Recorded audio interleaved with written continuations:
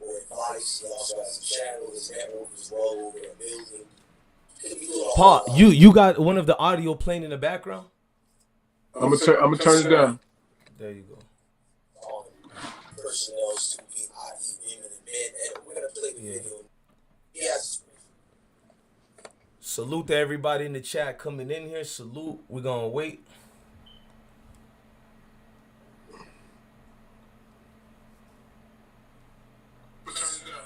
All right, no problem, brother.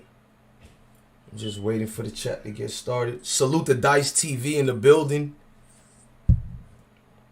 All right, we're gonna get this the right way. Salute to John the Great. Yeah, I'm waiting for a couple of people to build up the room. Like lately, oh, that's your dog? Yeah. What kind of dog that is, brother? The Yorkie poop. Oh, Yorkie. Oh man, like I was supposed to get a Yorkie when I was in Germany, bro. Like they died too much, man. Like one of my homies had one, and he opened the door, and he got hit by a car like real quick. So I mean, Yorkie, man. Hold on, hey, everybody in the chat, salute to y'all. I see everybody in the room. Oh, we got a good number that just jumped up in here. I'm gonna wait for a few more to get in, and we're gonna start. And before we even start, I'm just talking to the good brother. You know what I mean? Shout out to Miss Lovely TV as well. Johnny, where you got that dog from? Don't give any details. We're gonna give the interviews, but where you got that dog from? I'm curious, bro, because Yorkies ain't just sold anywhere. This is a Yorkie poodle mix. Yorkie poop. You sound like you got one of them show dogs. Oh, Yorkie mixed with a poodle? Yeah. A friend had puppies, and she let him go, so he was able to catch one. Cause he was trying to scam us.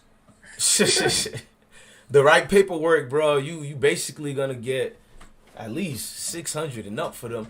All right, man. What's good, everybody in the chat? All right, we had enough people who jumped in the room because the main thing for this interview is for the uploads, and we're gonna be doing, y'all know, the edits and different sections of off in it. Salute to Smoke Gang in the building. Salute to Itchy. Well, I'll give y'all names later. We're doing an interview. It's not about Smoke Game today. It's not about blessone today.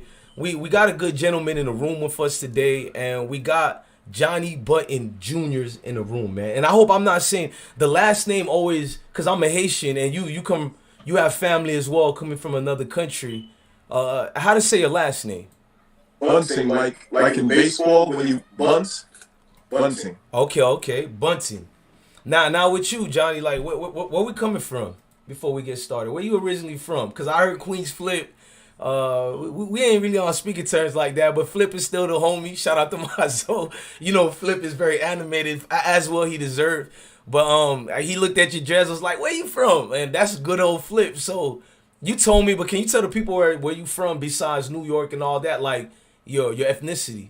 I was born in the Bronx. My mother's from Panama, and her ancestry goes back to Jamaica, where her grandparents came from Panama to Jamaica to get a job building the Panama Canal. My father was born in North Carolina, but his family is roots in Jamaica also. Right. So both sides of my family hail from Jamaica. You know, of course, Africa, but back to Jamaica. Right. I mean, the Africa background is what I think what Flip said what he did. And the numbers are going up. Salute to everybody in the chat. I kind of wanted to ask that because you stood out, and it was something about you that I was like, there's a lot of truth to this brother. Or maybe because like family backgrounds and then the Panamanian start. I'm going to get started with this, man. We know why we're here. You did several interviews already, so people are like, wow, he got the guy who brought on the news on Choke No Joke. And it's like, ladies and gentlemen, we need to do something different tonight. We are going to give the details regarding that night because this is a platform to get your message out, to get your word out. I don't want to speak a lot. I want Johnny to be doing the talking today. I talk a whole lot. I hold that. Johnny need to learn how to tell me shut the F up when he needs to. I mean, I don't need, bro. You seem like you cut like that. I'm not sensitive, and I want your story to get out. We don't want to just hear about No Choke like we said in the background. You want people to know who you are. And shout out to Queen's Flip because he did a good job on that as well. But I want to go deeper more. The things that can help other convicts. But you do know a lot of these people don't know you. They don't know the Choke No Joke situation, but they know of him. He's become an established, prominent figure out here. And I'm like, wow, the resume like that, and we can't get this story further out more. So we're gonna use the platform today, and it's not gossip with the T, it's real nigga with the spill. Ain't that's what we like in hip hop today? You want to see authentic people give you that real information, and that's what we're gonna do today. And first, I want to get started off with you, man. Give us a background to you, man. An inkling, like where you cut from, man. Like first of all, rest in peace to your moms. Like start off from there. I was born in the Bronx, and I didn't come from an affluent family, hardworking family. Father bust ass on a daily basis, go to work and bring home some food. My mom's, although she came from Panama, she wasn't working. She was home with the kids, and we was on welfare. Right. Welfare with mom's, pops working. So technically that was not legal. So Right. there were times when we had to hide the new stuff because some caseworker was coming to see how we was living. So we had to look as poor as we could so that they can keep the dough coming. But that's a story that a lot of us have. I'm just not ashamed to admit it. Right. We come from humble beginnings, and it's not like I'm living lavish right now, but I'm comfortable. But I'm not living lavish right now, and I'm not ashamed of it because there was a lot of us, a lot of my friends who was in the same boat growing up in the Bronx. My mother died when I was 10. I moved to New Haven, Connecticut. Shout out to New Haven, Connecticut. Right. My grandmother and my aunts were located, so I had to stay with them for a few years. I was going to school just like everybody else, doing my little sports. I was academically inclined. I was, like a nerd, like a cool nerd. I was in the honors classes, the high classes. I did a program at Yale. New Haven is Yale town. They had a program at Yale where the students were our tutors. So I was a part of that program for about 3 years where I got to deal with the students. We had recreation also, so it wasn't all about just learning because as a child, as a teenager, you still want to play basketball, football, soccer. Right. So if you get me in and you schooling me all year, and I'm talking about all year round, summer, winter, fall, like I'm schooling it down. I'm going from school to Yale, and come sometimes get home at 7 o'clock, schooled out. So recreation was a good part that made things feel a little bit more manageable. But anyway, I actually liked learning to a degree. There's certain things I like math. A lot of people don't like math, but I actually like math, and I like science because I like the challenge of problem solving, and math and science allowed me to feed that part of my mind that likes the problem solving. I didn't like social studies. You brought out math. Like I noticed you said you went to Ulysses S. Grant School. Ulysses Grant is the name of the foundation, but it was at Yale College. Wow. Ulysses Grant was the name of the program. That program, like, were people hypnotized by you? A man who came from certain backgrounds, and when you were around different people, did it help you out a lot as far as the man you would have become? We'll get into the street side a little bit later, the deeper rooted things, but did that upbringing as far as that institution of academia, did it help you in any ways in the long run? It did, because I don't think like everybody else. And I'm not saying that I'm totally unique. Right.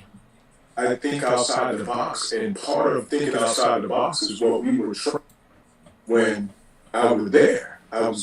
It was like in school, you're trained to think a certain way. It just, how they say in the public school system, they train you to become a worker. Right. Institutionalized. Right. Now, that institution basically was putting us in the direction of free thinking so that you can be independent. Right. So that helped me in my own quest, if you will, to being an entrepreneur, to being able to look at problems and say, well, listen, I can solve this, as opposed to going outside of myself for the answer. Right. I had, you know, friends that was a part of it. So it's like we had an intellectual side, but we still did regular stuff, played basketball, football, flirted with the girls, you know, because females was there too. It wasn't just guys. It was all good. I went to Betsy Ross Middle School. That was the actual school I was going to in New Haven. And I graduated from 8th grade and went to a school called Wilbur Cross High School. But I only went there for a few months before I came back to New York in the 9th grade. As far as the 9th grade, did you complete high school? Did you graduate? I did not graduate high school.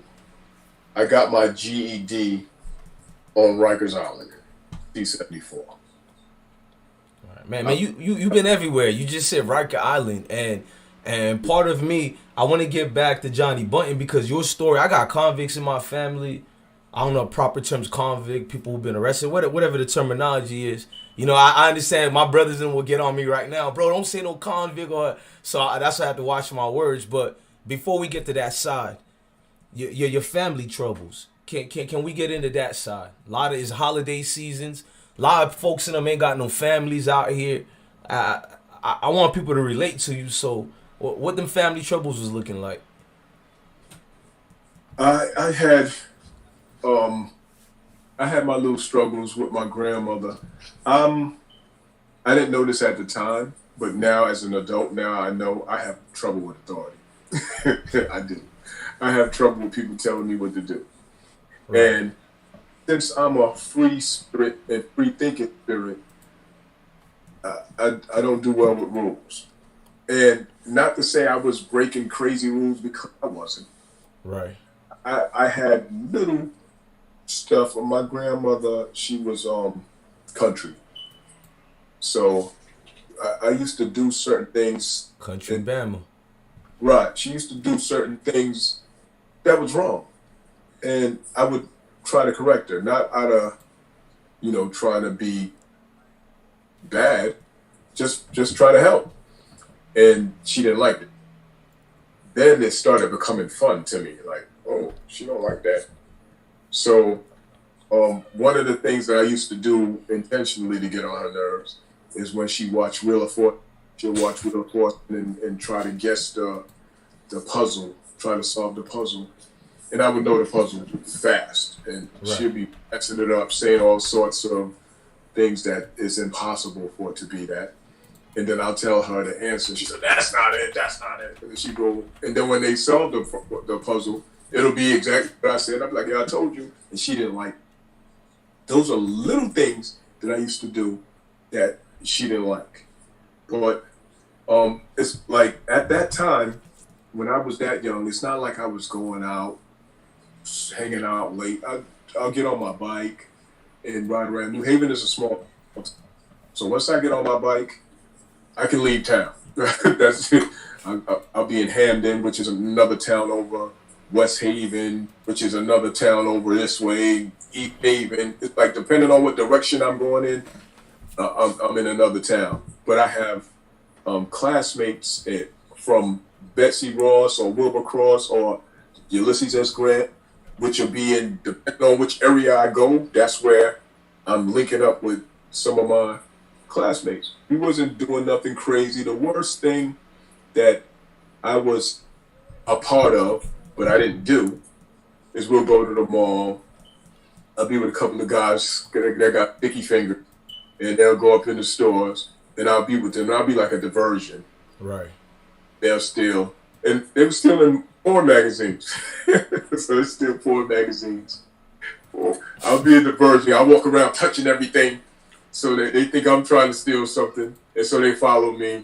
And while I'm doing that, getting their attention, this guy is stealing this porno book, and come out. Then he give me one. give the other guys one, and that's it. It's just regular stuff. We wasn't thinking about no drugs. We wasn't thinking about no guns or none of that. It was girls and sports, basically, and schoolwork. Sports. You was on the chess and the soccer team. I do my little research, and I'm a Haitian. Like I'm like this man. This this dude too much like my family members. Cause like you'll see some of my brothers, they'll be arrested, but they had a soccer match to go to, and the coach will be looking at them like, "Damn, you come from it." So what if dude like you coming from where you coming from? You on the soccer team. You on the chess team. What's that looking like? Chess is a thinking game, and I was taught it around the age of 20, and I got put into a tournament.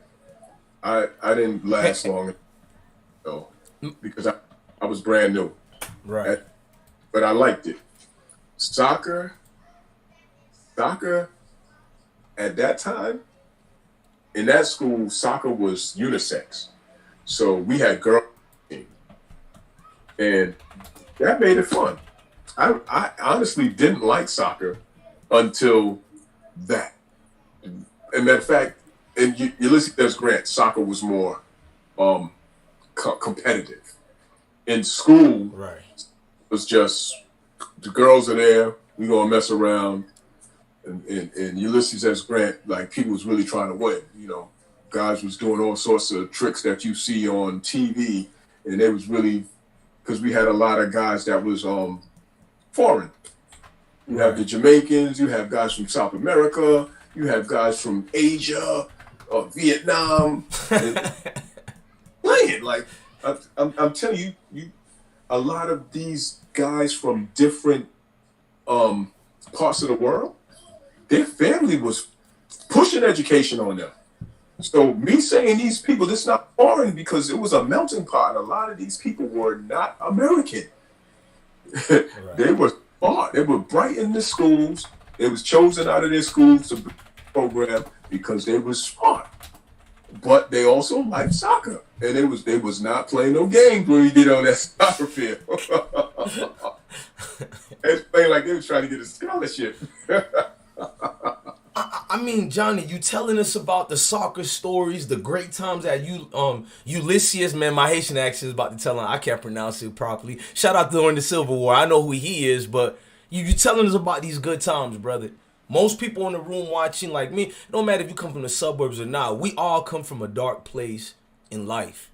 You go from Connecticut back to the Bronx, the boogie down Bronx, what's that like, man? Because I'm getting deeper to something that I know personally it changed your life through the course of years, whether for the good or bad. And maybe it's not something you want to reflect on all the time, but what is it like going back to the Bronx, bro? Like, and then I need you to tell me when you in the Bronx, that street name, the build up. Go ahead, take us there.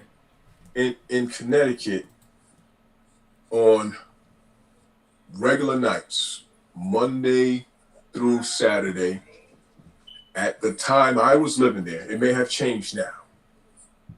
At 10 o'clock, stores are shutting down.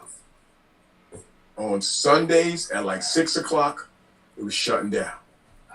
Now, I'm painting this picture for you so that you can go from Connecticut to the Bronx. Right.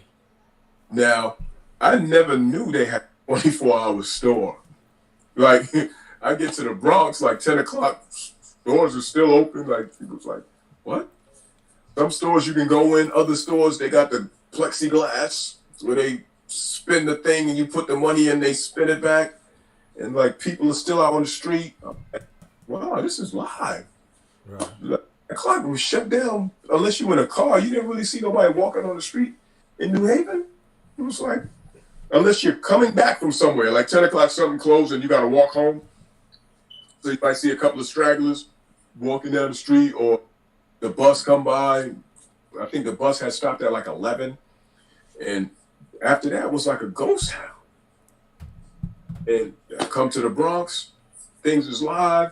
People sitting on like stoops, drinking, smoking, laughing.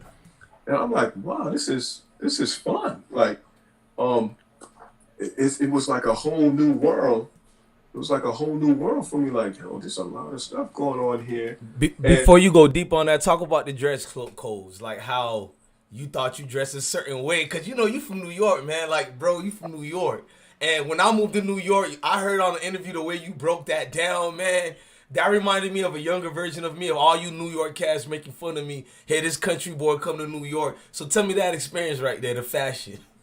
The fashion, I jumped ahead and then I fell behind. And what I mean by that is when I went from New York to Connecticut and then came to New York and got school shopping, I was the man. I come through, I had the Lee suit, the AJs, pinstripes, the bombers, lumberjack. I was like the first with it. So I was popular. Now, this is up there from 82 to 86. Now, 86, and 86 when I came back to New York. Now, I still have Lee's. Right. Lee's were New York, no. Lee's was fading out already in Connecticut. Lee's was already out in New York. It was long gone. Right. So I come there, I got before Lee's. Gentrification. Like, I had Pumas, and Pumas were still okay in Connecticut. People weren't wearing Puma baskets in New York when I came. And my lumberjack, I had a lumberjack bomber. Right. No good. Like, it's like everything that I had was like garbage. Like where you get that? So I was totally, it's like I stepped out of a time machine. So I was not in style whatsoever. But my family, my aunt and my sister told my grandmother, like, listen, he can't, you got to get him better than this. So my grandmother looked out, my cousin looked out, and my family looked out for me, put me, right. Got to the, what was in trend there, AJ's, Oslo, Bosco, those things that were Levi, those were. Levi, where Levi. I mean, like, thank you for breaking that, like, the transitioning phase. A lot of people don't realize that as far as when you go to different sides and all. They look at, shout out to Carla Baby in the chat, everybody in the chat. Thank you for coming and welcome and joining us on this interview. Now I want to more talk to you, Johnny, like, to go to the Bronx, go deeper to what I said earlier, though. Like, how did you get your street names going back to the Bronx? My street name was Force. It came from, I used to rap in Connecticut. I used to do talent shows with on Ulysses S. Grant. They have talent shows, so we'll do talent shows. We'll have our little steps, and I'm not a dancer, but we'll do like our little routine steps, like a fake choreographer. We'll have our little steps together and all that. And I was calling myself Dr. Def, D-E-F. Right. And I broke down the acronym DEF to mean devastating MC, meaning E-M-C-E-E, devastated MC4. Right. So in some of my rhymes, I used to say, like, the force was an entity that looked over me. That's like a way that I would portray my rhymes, like I'm special and I got the force overlooking me. So when I come to New York, I used to play basketball, and I was very strong as a youth. I could jump really high. So I was like 14, 15, and I was dunking. And so a lot of times when I get on a fast break and I got the breakaway, I'm screaming out the force before I dunk and try to tear the rim down. No. Wait a minute, Forrest. You played basketball, you all that, but I'm hearing through the grapevine, you got your name Forrest for other reasons too. You wasn't just regular strength. You were so strong that you were like that superhero who found out he had powers because you started knocking dudes out, bro. Like, the dunking came first. The knockouts came. That's what solidified the name, the knockouts. Okay. Dunking was just, they know when I get a breakaway, I'm going to yell that out. Right. Oh. But then we start doing a little bit of hustling and start fighting, and I caught a few knockouts. So it stuck, and then I bought a 2-finger ring that said the Force on it, and that was like, that solidified it. Like the knockouts. Now I branded myself. I'm the Force, and that's it. Right. Now you the Force. And I gotta get deeper into that as far as the Force. I mean, you're well spoken, brother. I'm gonna be honest. You're very articulate. You know what I mean. And I always notice guys like you who come from a certain neighborhood who are seem to have more smarts. You guys are the one more feared. So let me know more about the Edomore projects in the Bronx. How did you meet this Mr. Arthur, aka No Choke? How did you guys even tell me that story right quick? Well, he lived in Edenwald. I didn't live in Edenwald. I lived a few blocks away with my grandmother in a private house. Right. But I had family. My cousins lived in Edenwald in 1141. 1141 is one of the powerhouse buildings, drug buildings. Right.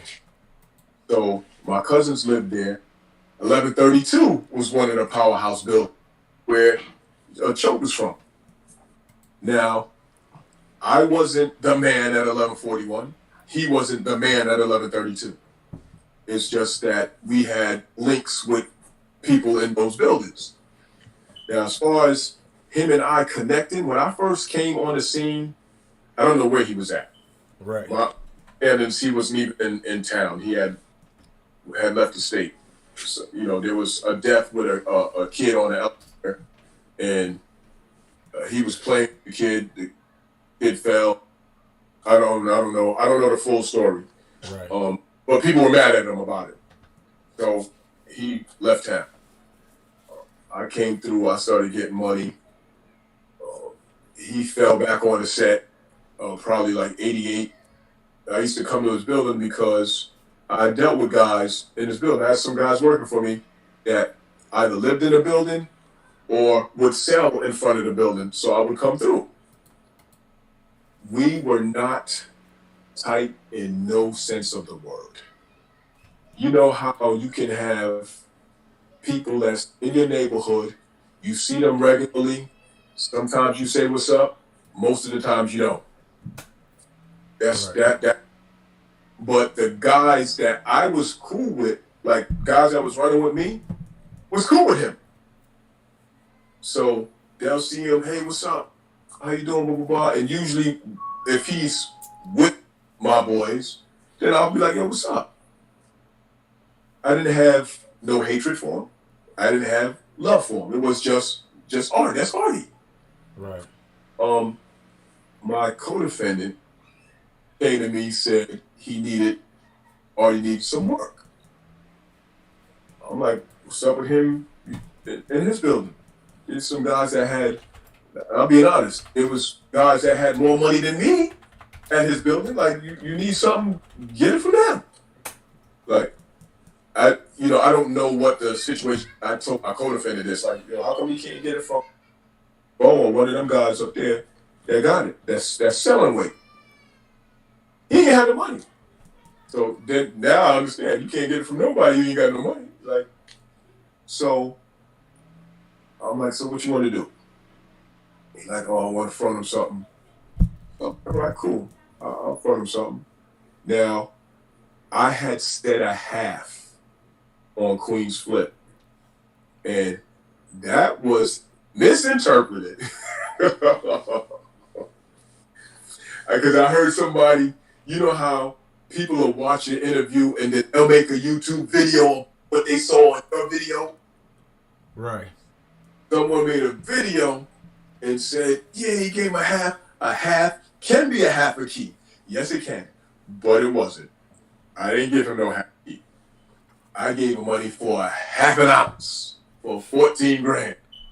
I didn't have it to just be given a half a key to a dude that I deal with like that ain't got nowhere to sell it. Like, right. I've dealt half a key before. I'm not saying I never did that, but it was money on the spot. So I don't care what you do with it. You paid me, you left. If you lit it on fire, after you got it, if you sniffed it up, I don't care because I'm paid. Right. It's a Now, proper front position. some work. That's some money. I actually gave money. I didn't give the work. I gave some money. I gave my co-defendant the money, actually. It was like, okay, boom. Give it to him. Tell him he can sell right here. Because the area where I had, it was called Bum Square, the area where I had work at. I said, he can sell right here so he can make the money back. Also in the Bronx, right? Yeah, I said, either one projects. Okay. So that's what officially put him within my fold. Being able to front him some money so he can get some work and allowing him to sell it right in the area where I had my work so I can get my money back. So in one aspect, a person on the outside looking in would take it as I embraced him. And yeah, but it was a strategic move. Like, listen, I put a little bit of money in your pocket. I'm allowing you to sell some drugs here so you can pay me back. My boys is cool with you, so I don't have nothing against you. But it wasn't like we went to the sandbox. We wasn't deep like that. Right. He's a couple of years older than me, so it's not like he was in any of my classes. Whoa. A lot, not because I got certain people in the chat, but rat sympathizers, it's not a lot of them, probably 1% in the chat. I'm not going to acknowledge his name. Salute to you, bro. We're not going to block you, but we're going to be mad and I'm going to confront him since he confronted me. I'm seeing No Choke is dancing the lines as if you were big dog and you were big brother. You were, so the whole time, Choke No Joke is younger than you. He's older than me.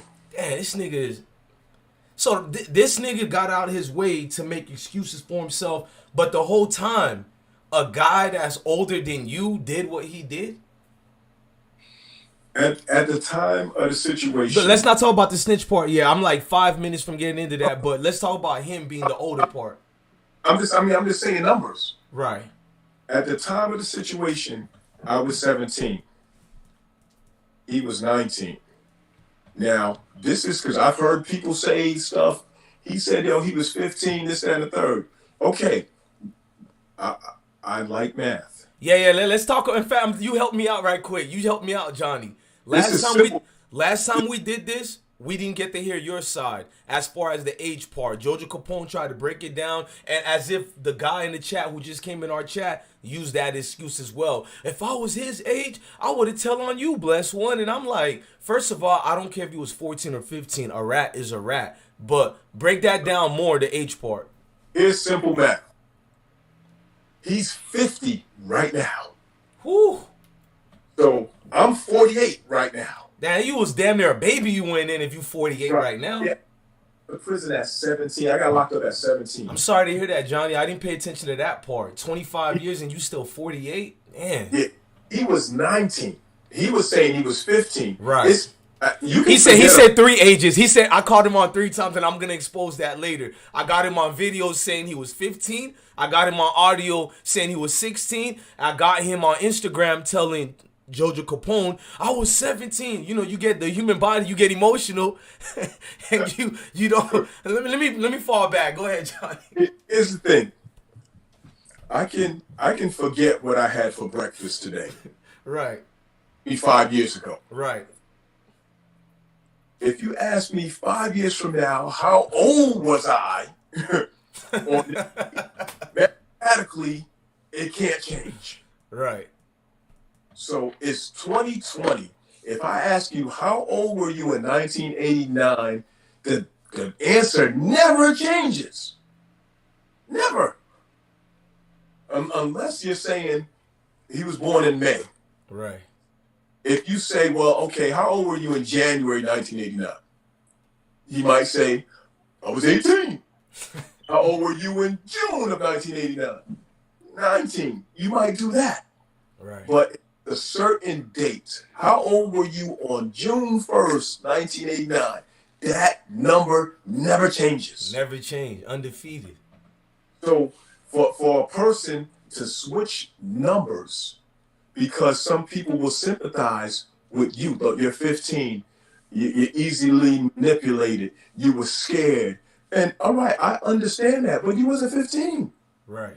So every time a person gets caught in a lie, he or she loses more and more credibility. So that makes the other parts of your story seem suspect. Diluted. Right. Now, I was 17. I stayed 17. It's now 31 years from now. I'm 48. Equals 19. 31 years plus 19 equals 50. Simple math. There's no other way I can cut it. Mathematics will not change. Right. Now, as far as the age, and shout out to the chat, the numbers are growing again. I like it. It fluctuates, and I like it like this. The upload is gonna be crazy, especially the parts I do. I do the live part, Johnny, because whether we get 500 people, we had all the way to, I think the most we ever had was 20,000 for the Super Bowl, 2,000 here, 400 here, 20 here, 50 here. That's not the way we do business. We wanted to get this content out the way for Smoke Gang, so they get to be part of the creative process of the show. Now, I can't give a pass to no man, even if they're fit. This is not my interview, ladies and gentlemen. I'm going to hurry up. If you're 15, 16, well, the neighborhoods I come from is pretty much the same like the Bronx, and I've been through the Bronx already. Like, even the 15, 16 years old know the rules. I find it in a humorous, well, it's not humorous. Because 25 years is nothing funny, but let me change my words. I just find it unjustly that people pick and choose with selective outrage on who we call rats or not. Because the one gentleman I seen in the room, he's not there no more. I think he got nervous because you broke down the age part. But the sad part is, why did Johnny have to tell you guys that he was 19 years old? I already was calling this man a rat, even when I thought he was 15, 16 at the time of it. Now I want you to go to the essence of that night, because a lot of people is like, I read the paperwork. All he said was this and all. To me, that's 100% rap. But I don't want to be the one that, because I've already made my decision that Choke No Joke is a rat based on his, and we're going to get on the way he's behaving, the way he's hiding things under the rug, shutting down comment sections. We're going to go into all that and go into your story as well. But we got to go into that night, because I already made my decision based on the circumstances, the evidence, and you being a state witness, whatever. Can you go to that night, man? Because you already made yourself a name in the streets. I don't want you to go too deep into how you made your name, because we don't know what the statute of limitations are. And I'm not trying to get a brother who went as a teenager and 25 years to get indicted. Our show is not built on DJ Academics type views. I want you to go to that night, and without implicating yourself in anything that can get in your way. You know, we ain't juicy like that. This ain't no Gossip with the T channel. But go into the details that night that you can talk about to give us about this Arthur gentleman by the name of AKA Choke No Joke. I'm going to fall back now. All right, this, like, the night before, I had some type of argument with my grandmother. So I was out. I had a vehicle. I had a Right. We were hanging out. Myself, Artie, my co-defendant. We were hanging out. So we went, there's an area called Secor, Boston Secor, where there was some girls at. So over there, went to see them. The girls also lived in co-op. They hung out in Secor. They walked over the bridge to co-op, because that's where they lived. So hung out with a few girls in Secor.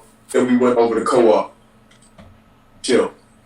So I'm like, yo, I was really tired. And I'm like, yo, listen, I'm out. I'm ready to go out. And even though I had an argument with my grandmother went to work. My grandmother worked overnight, so my grandmother wasn't home.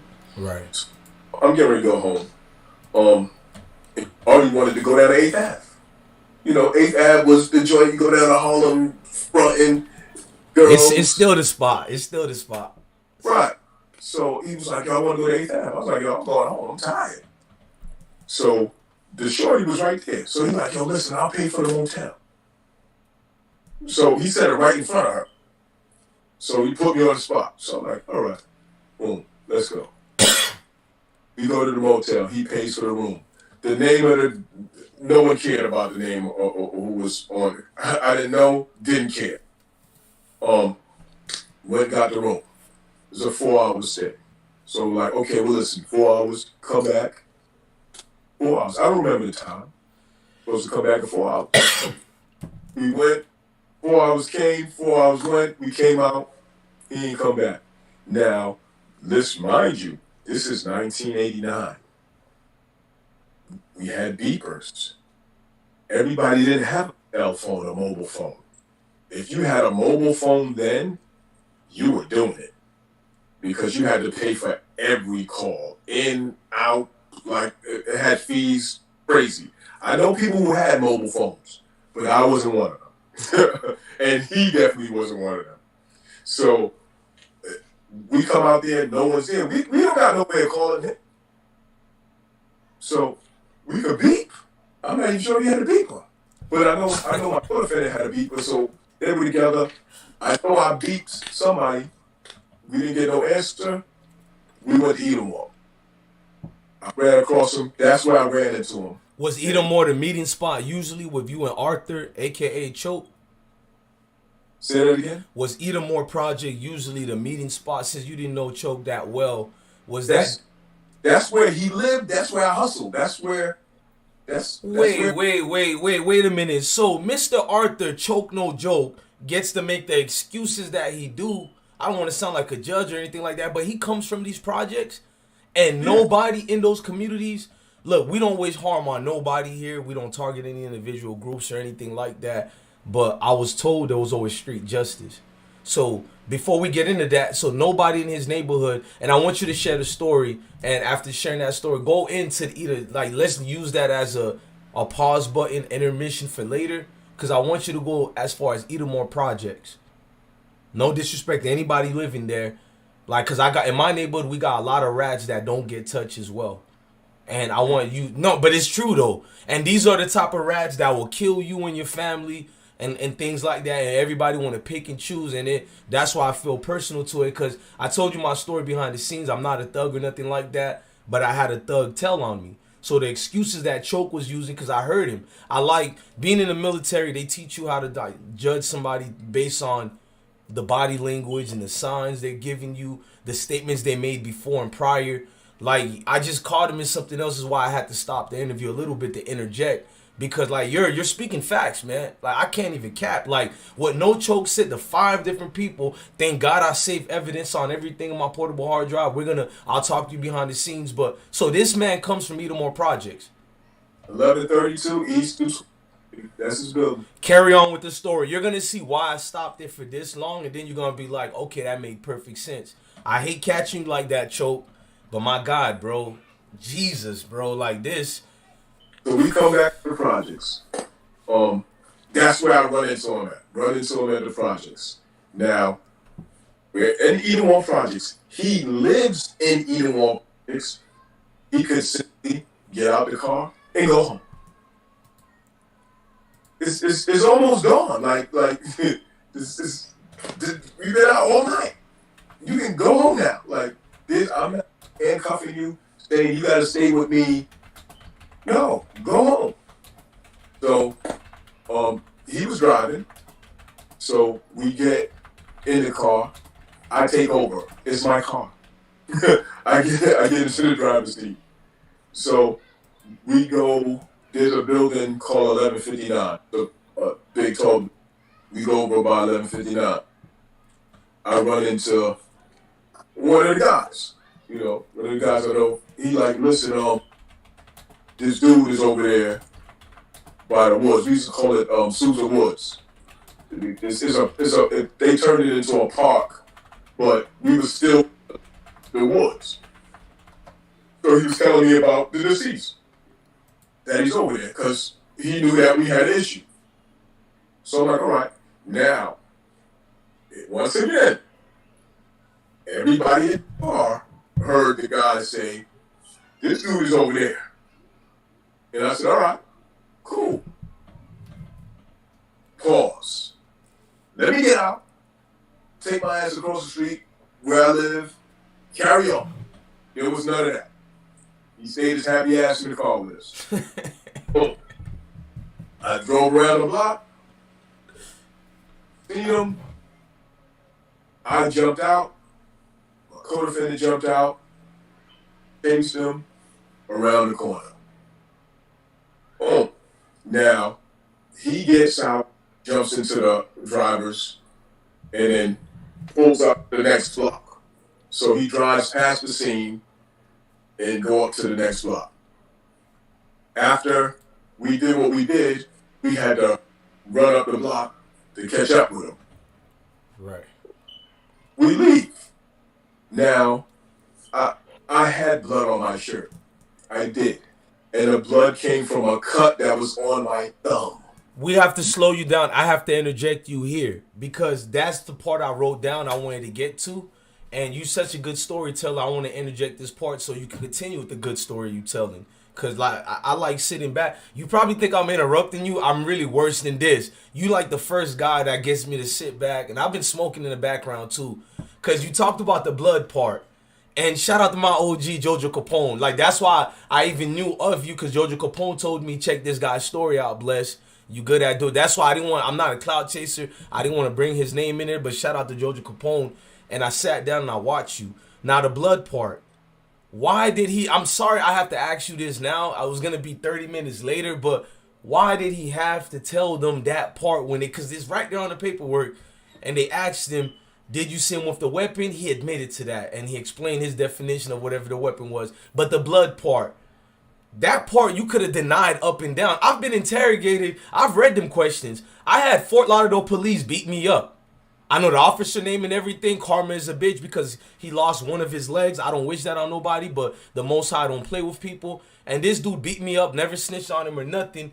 And that man, so many questions that get me to, I wouldn't blame, well, I would have blamed you and called you a rat, but you would have seen why people tell, yeah, we didn't fold.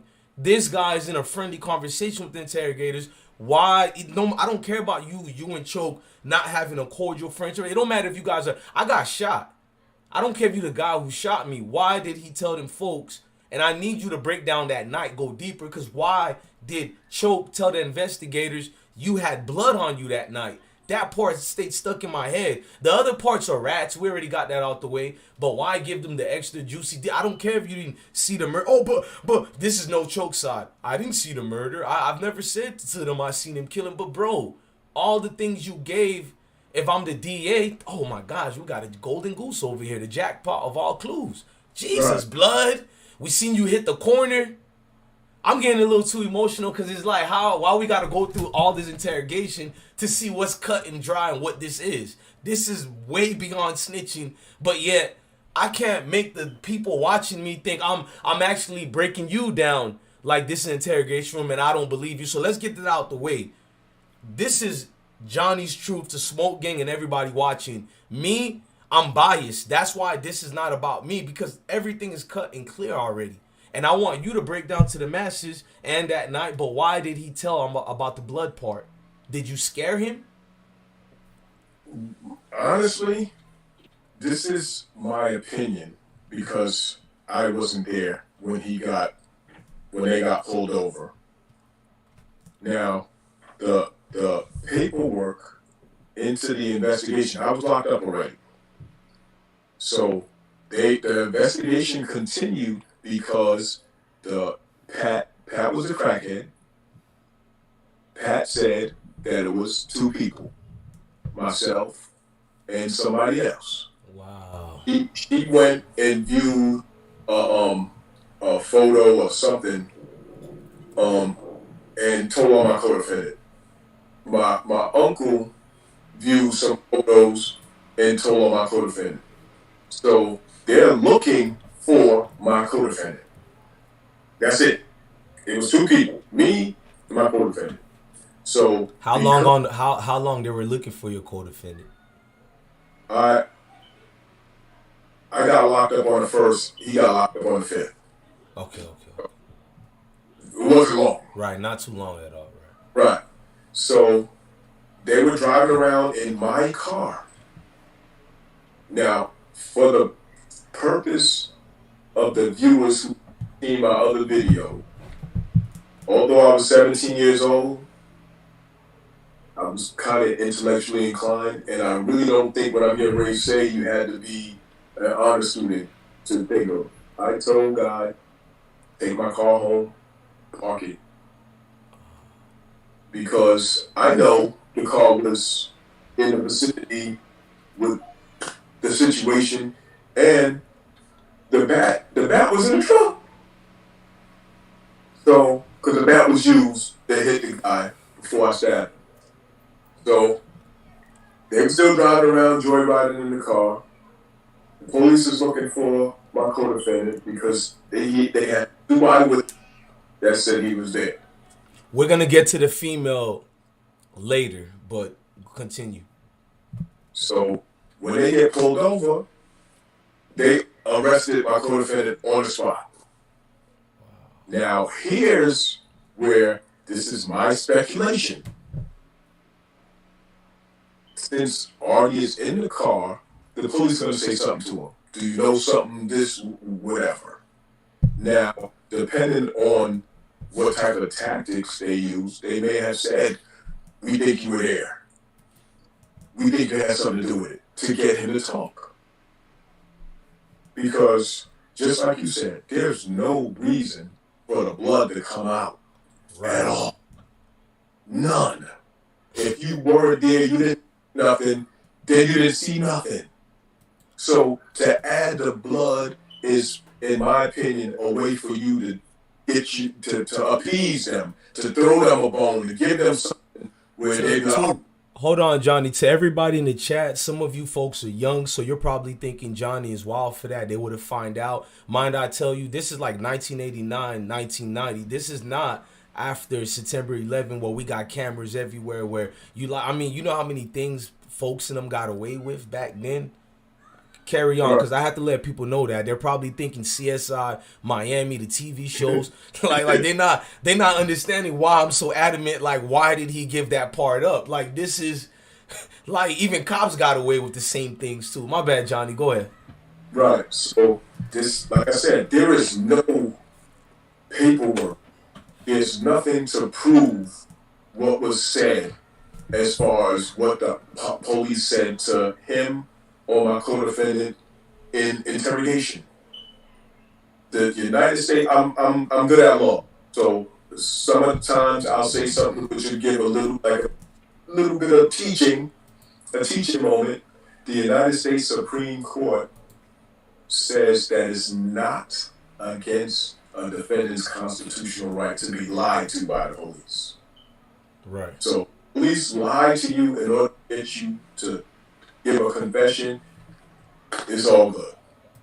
So they continuously, strategically lie to people in order to get them to say things. So did they lie to Choke and say, Force said you was there? Maybe. I don't think they did.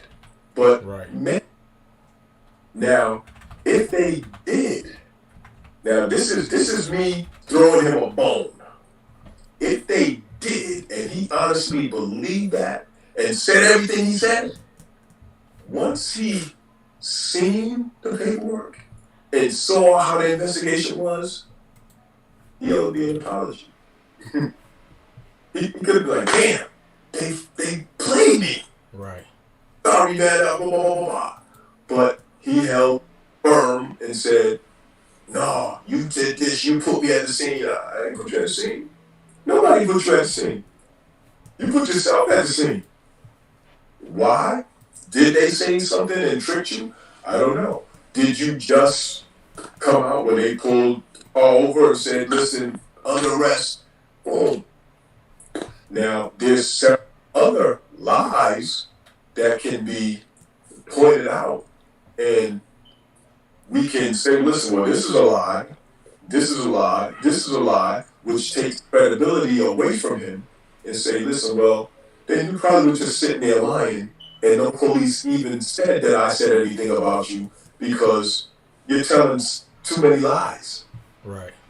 Now, as far as the blood is concerned, him coming to court and saying that my nose was bleeding, that was his way of trying to Wait a minute. Hold on. So he told the people that your nose also had blood on it? Yeah, he said, I had blood on my shirt because my nose was bleeding. Jesus, man, this is too much. Carry on, man. And I got the paperwork. You stopped me. I'm about to get back to you, but you stopped me. Any part of the paperwork you wanted me to show the people, because I'm clearly later gonna share this paperwork with the people, and we're gonna take questions. That's only if you authorize it. If not, cool. We'll just do an open panel after your interview, and you can join us if you want to on a new live stream. But we still doing the interview. It's just more of, it's up to you as far as questions, or if you want people to write it in the chat instead, I'll definitely do that for you. They can write it, they can email it, fax it, like, smoke rings. I don't care. Like, they can ask the questions. I'm honest about it. It's open.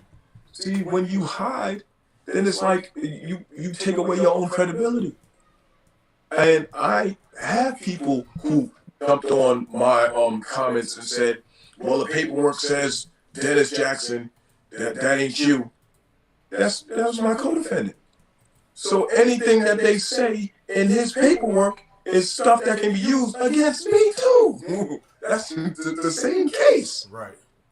So someone has said, because his name is on the papers, that Artie didn't tell on me. It says my name in the paperwork. He said I had the sheet, the knife pouch. Yeah, that's his. You know, Dennis was getting arrested at the time when he said these things. I was already arrested. So it wasn't on my paperwork because I was already arrested, meaning my paperwork put my name on it. But it was on the case paperwork because that's part of my case. So that's my paperwork as well. Anything that you say about my co-defendant, I get to get because that's part of the case. And you implicate my name in it, there it is. When a person goes in front of the grand jury and he or she testifies, that is, there's a record of it. They do a stenographic report of it. And when it's time for trial and time for them to testify again, they use that as prior sworn testimony. And sworn is the big part of that because you give a prior sworn testimony, they can say you perjured yourself if you go disaccording to testimony. Now, you can have slight deviations, but the big total contradiction is where they'll try to come at you and say you committed perjury. Right. So, in order for him to get on the witness stand and say that I had blood on my shirts, means he went in front of the grand jury and said I had blood on my shirt. Now, saying that I had a nosebleed, that's a way of like trying to switch it. Wait a minute, Force. I was honestly gonna ask you a different question right now, but forget about it. I blacked out when you said he sat. Time out. That's why I like doing these interviews. Shout out to Smoke Gang, and can you say salute to Smoke Gang right quick? Cause they asked for me to get you. Salute to Smoke Gang. Thank you. Like, you just had me black out. I'm sipping over here. I'm enjoying the interview, and this man went to court. I know you said he gave his. I'm thinking this is just a report. So Choke, Mr. Arthur, actually went up there in court, and you seen him in court as well, or like it doesn't matter if you seen him or not. He went to court. He went to the grand jury. I didn't see him. You didn't have to see him. You didn't have to even be there. The part that he went there. Trial. Remember, did you look at my video? I said you went in front of the grand jury and showed up at trial, pointing me out in open court like snitching wasn't style. Let's take a break and play your music video right quick for the people. Let's just do that instead. Hold on. You won't be able to see it, but they'll be able to see it. Hang on. I'm going to play your video right now. There you go. It just started. Either will stand up. They can hear it. I can't hear it. I already listened to it. I'm going to be quiet to let them listen to it. Mount Vernon, stand up. Stand up. It's the end of days. Let's go. The end of days. Get up. The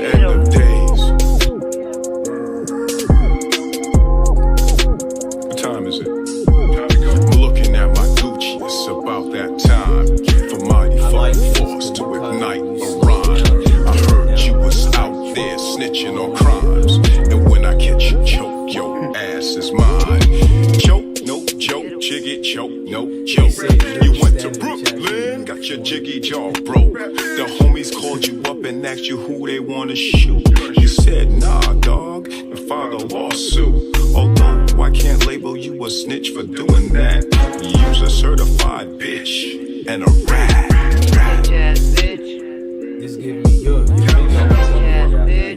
give me that Gucci. Check your mama bottle, it's about that time for mighty fucking force to ignite the rhyme. I know you was out there snitching on crimes, and when I catch you choke, your ass is mine. Eden Wall PJs 1989. You couldn't get no money selling nicks and dimes in front of your building, so you came to me.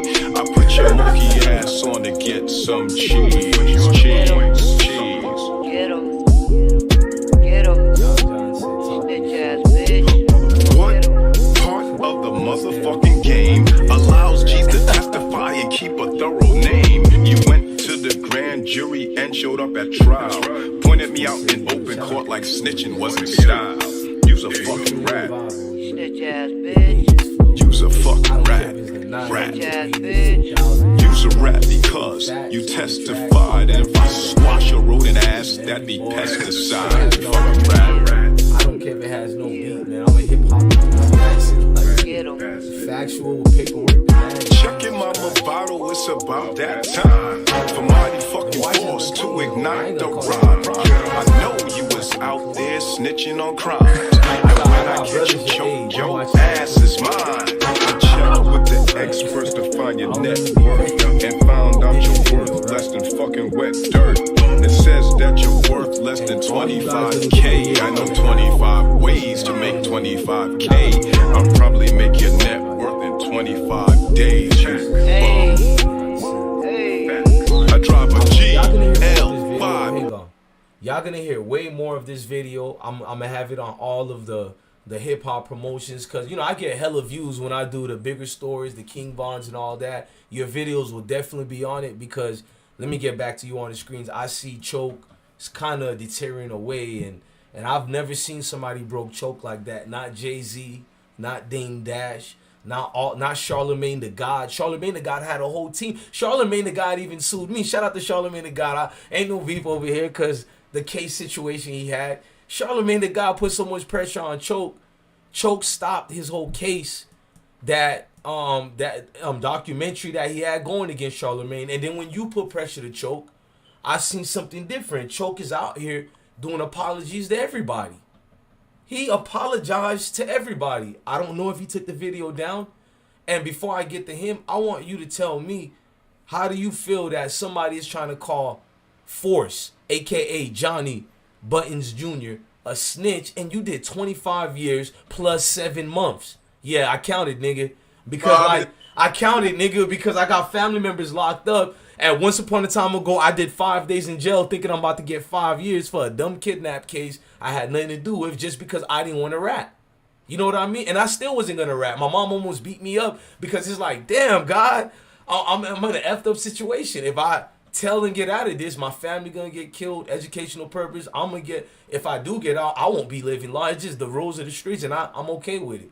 So how do you feel people trying to disrespect you like that? I mean, real people didn't even follow that type of path. That's his fans. Mr. Arthur, we prove him in multiple lies. I'm about to do a documentary that's going to come out less than 2 weeks. I hope Choke is listening, which he is. I don't want to say my OG's name. We share the same homie. The homie, you know who the homie is I told you on the phone. Right. We ain't going to say it here. And that dude allegedly is basically like, Jesus Christ. What is this guy doing hiding in his comment section? Why is this guy evading you? Why is this guy not punching it like he did Jay-Z and everybody else? And I'm talking way too long. I want you to take 10 minutes, and because I'm more doing an intro. How do you feel, bro? Like, I feel disgusted for you, but I can't speak for you. Here's the situation. The truth, they say the truth shall make you free. I don't worry about people saying, I ratted on them or I got locked up first. I did get locked up first. But there's paperwork to show how the investigation went. Right. And anyone who actually looks at it unbiasedly, it's self-explanatory. If someone is on the side, there's nothing I can say. Nothing. They will believe it till the cows come home, and I'm not going to stress it. Because I know, just like how he said, I was walking around the yard with a pink elephant or something to that effect to JoJo.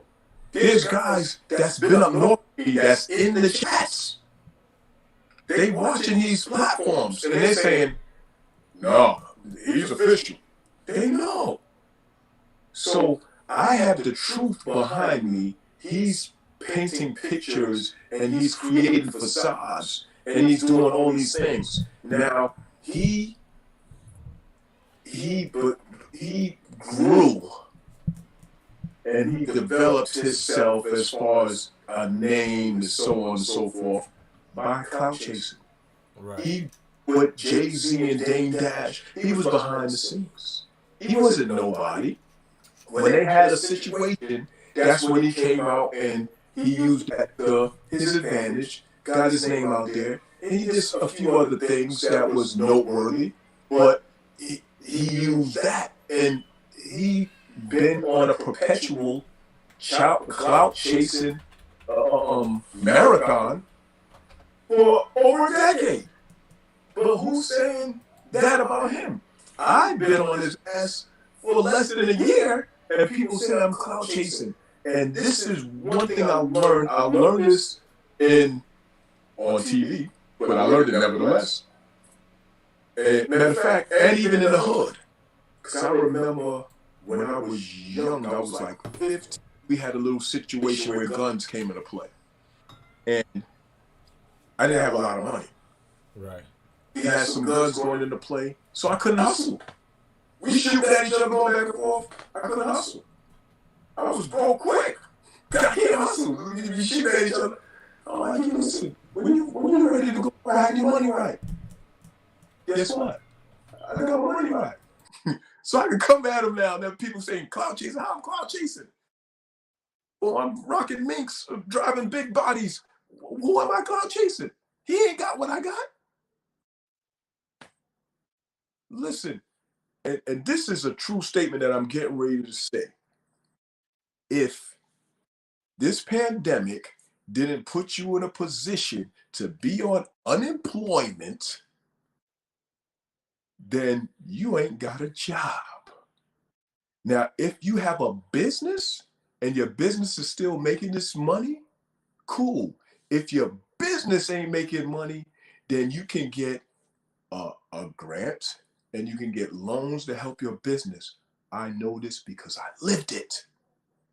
I'm sure he ain't on unemployment, and I'm sure he ain't get no grants and no loans and all that because what he's doing doesn't classify itself as being a business to the degree where he gets grants.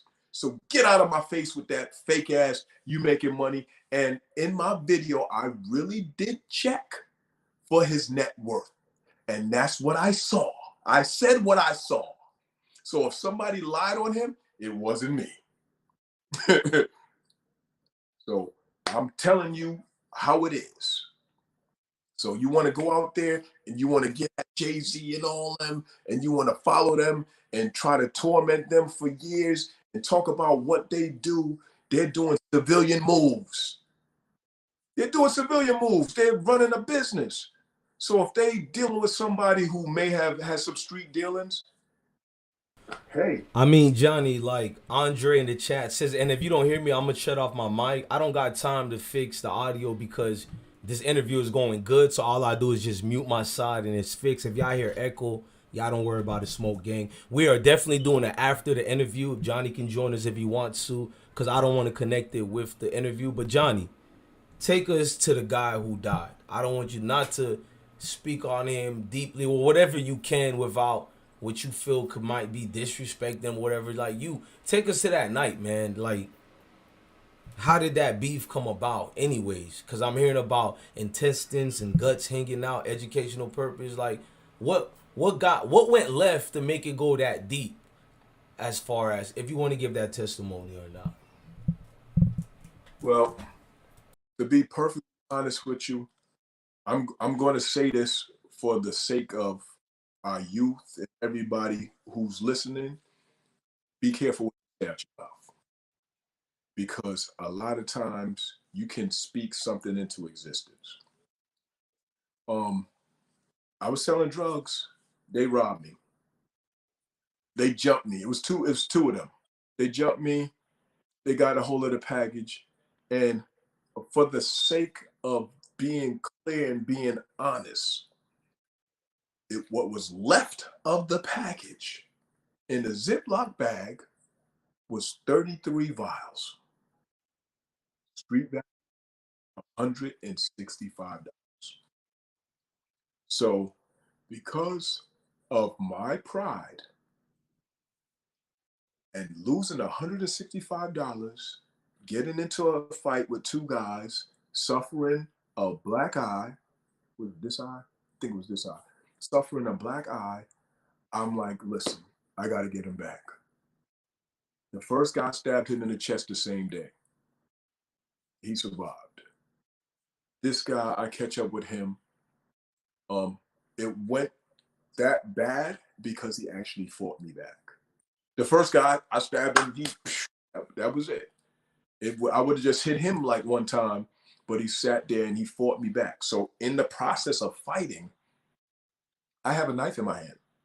So every time I'm punching, he's getting stabbed. So it's like he's swinging this, I'm swinging with a knife. His punches ain't doing nothing. So I hit him 9 times. His intestines did come out. It's called evisceration. So he was eviscerated. He suffered a wound to the lungs, a wound to the kill wound was the wound to the heart.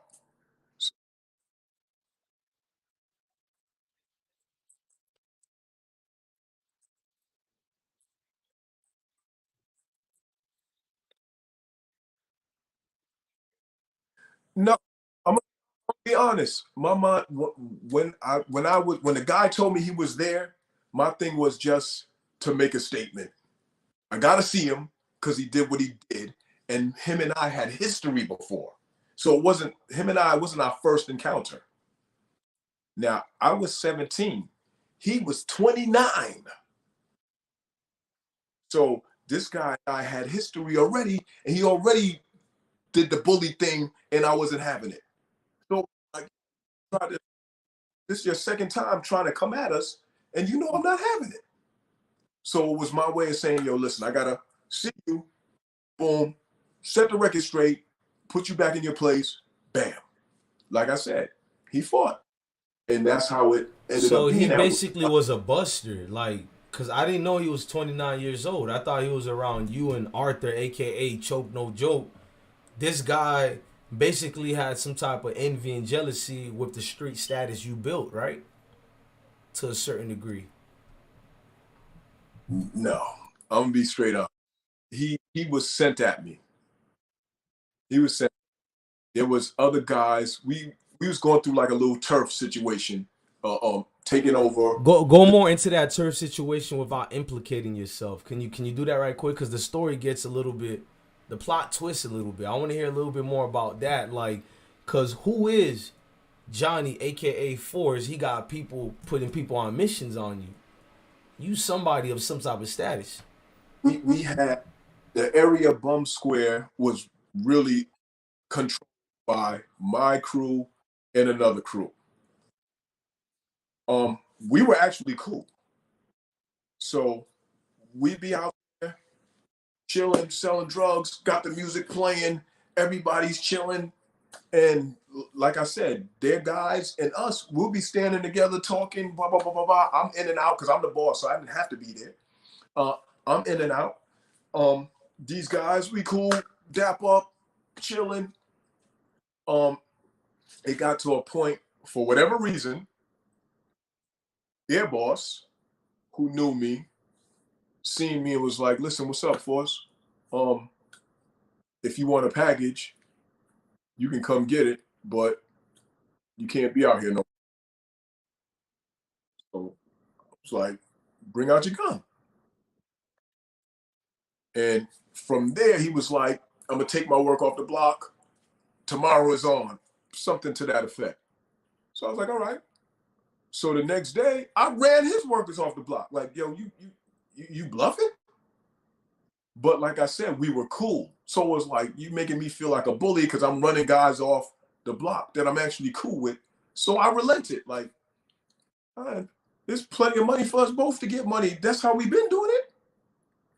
So then on the day in question, these dudes come off copping. But I'm standing out there and they're copping, and the guy talking to me, I'm talking, he's like, yo, I just came home from jail. The other guy, because it was two of them. So I was like, yo, I just came home from jail. He's telling me about himself. I'm like, all right, cool. Boom. Everything's all right. And excuse me. When I was in a rush, I was like, yo, listen, I'm gonna take care of them. Just watch my back. Because I didn't usually touch the package, but I wasn't above touching the package. I just didn't do it. So I touched the package. That went left. And it was like, hold on a second. Like, but I found out later that this dude sent them dudes at me. That was his way of trying to run me off the block. And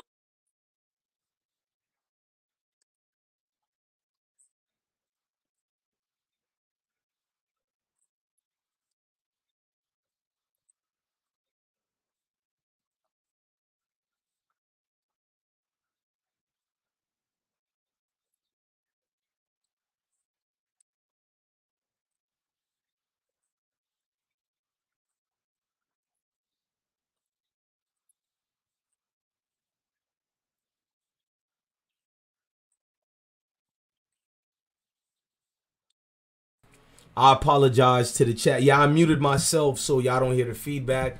That's why I love the chat. Y'all kind of just saved the interview right there. It would have been crazy because this is a good part of the interview. Shout out to everybody in the chat. Now, the female part. You wanted me to remember. Well, I wanted to remember that part because I heard you speak about the female part several times. The girl that was with Arthur, a.k.a. Choke No Hold. Now, the female, she talked to you, and or at least allegedly, I'm gonna say allegedly because I don't know what's the statute of limitations and things like that, but allegedly she brought up the fact that, you know what I mean, Arthur was already talking, because you went earlier, you said, I don't know, you said the Queen's Flip, I don't know what he had against me, I don't know if it was something, because you brought up the girl and said that he brought up the fact that, you know, that he didn't care about your situation and he was gonna tell anyway. Do you want to speak about on that part a little bit, or? yes, certainly. Like I had said before, I called the block saying for them to leave the car, so on and so forth. So I called the girl and asked them, yo, did you see them, you know? And so one of the times I called, she told me that my co-defendant got arrested. I found out he got arrested before I saw him on Rikers Island. So she tells me he got arrested, and she told me that Choke was telling, and he was like, "Yo, I don't care nothing about them. Like, I ain't getting trapped off," or I don't remember the exact words she said, but I didn't believe her. I didn't believe her because I was looking at it like, first of all, he ain't did nothing. So he didn't have any type of risk in getting locked up. And second, I thought he was more thorough than that. So I was like, nah, you know, she just gonna throw some salt in the game, whatever. I ain't trying to hear her. And then, you know, lo and behold, um, a year later, he's testifying. And I want to point something out because it's another inconsistency of his. He made a statement in one of the videos that he got arrested. Like they came and arrested him and brought him to court for him to testify. Now, in his testimony in the court, he clearly testifies that he came to court on numerous occasions prior to testifying at trial. So he was coming, seeing the district attorney, being prepped and all this. So clearly he wasn't escorted by the police under duress on several occasions? No. So this is another inconsistency that proves that he's a liar and proves that things he say not only about me and my personality, but about the whole trial in general, him testifying for me. If you testify for me, then how are you getting drug out of your house? The defense don't do that. The defense don't do that. Like, who does that? So there's so many inconsistencies and lies that if you follow him and you deal with him, so be it. But you still got to accept a lie for being a lie. Whatever reasoning you want to put on that, it's like, yo, it's not true.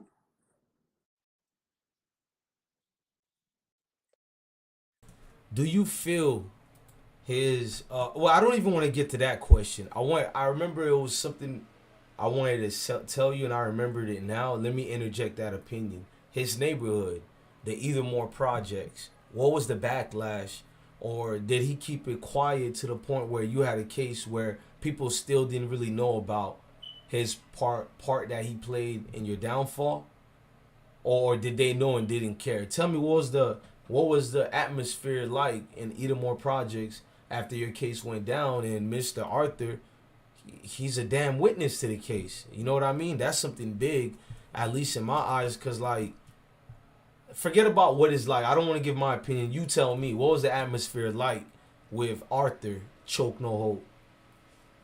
First off, he wasn't nobody. So it's not like a big name. You can say, yo, this big name dude told, so that everybody recognize who he is. Like, everybody didn't know, but everybody didn't even know who he is. And he lived in Ewell for decades, and probably more people knew who I was than knew who he was. And he went to school with them, and I didn't. He in '91, that's when I was up for appeal. So that I got the paperwork in 1991. So, no, matter of fact, end of 90, I got it. And 91, I showed it to guys from around the way. So guys from around the way knew about it, but it wasn't why it's easy to spread information now. Easy. You can upload something thousands of people know. Word of mouth, you say something, and people didn't really give a damn anyway about it. It's more or less like, and this is how a lot of people were.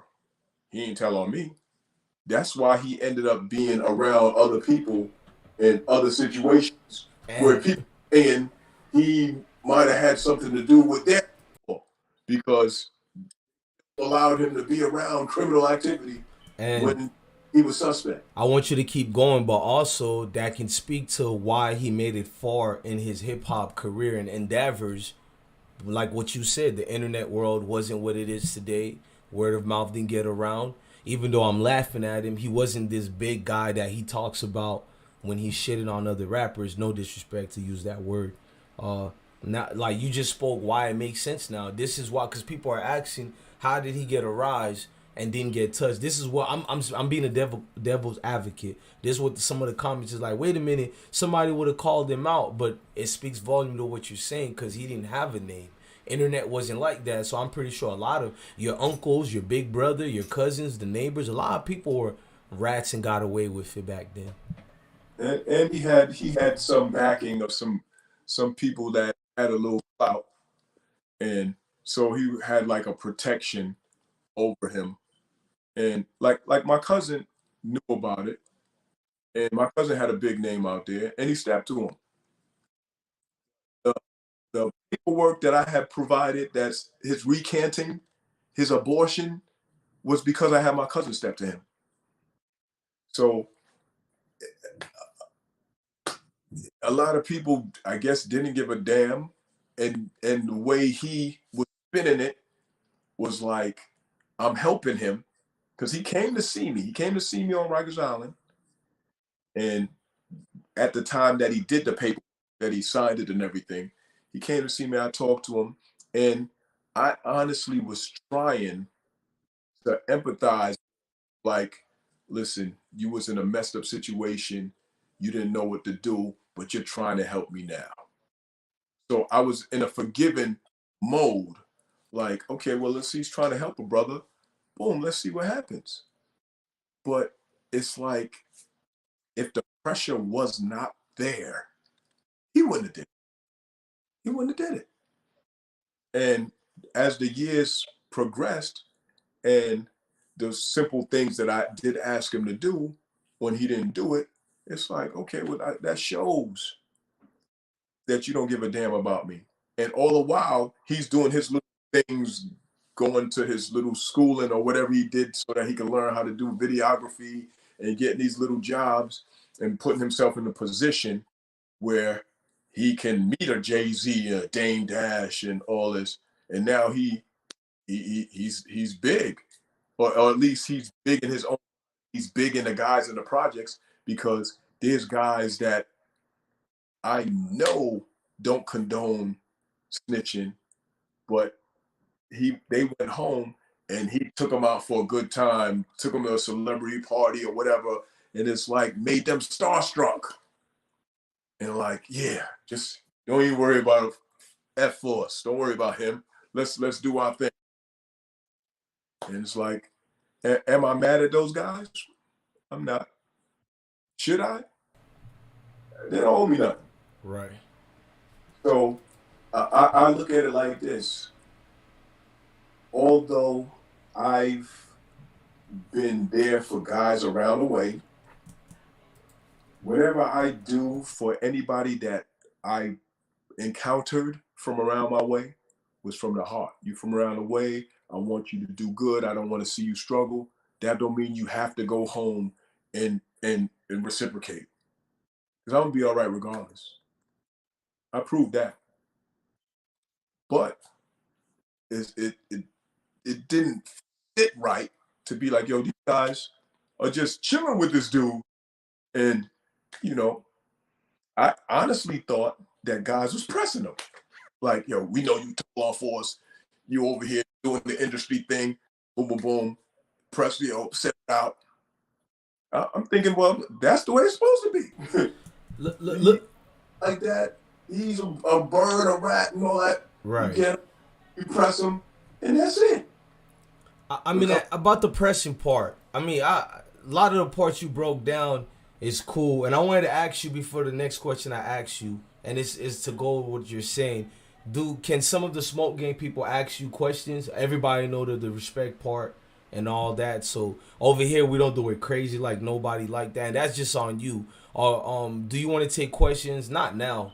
Probably 20 minutes from now. Do you want to take a couple of questions? It's on him, everybody. Yeah, come on. Oh. He's like, I did an interview with Reggie Wright Jr. We're praying for him and wishing his health get better. You know, the Death Row CEO. You remind me of him with what you said. Hey, y'all all welcome.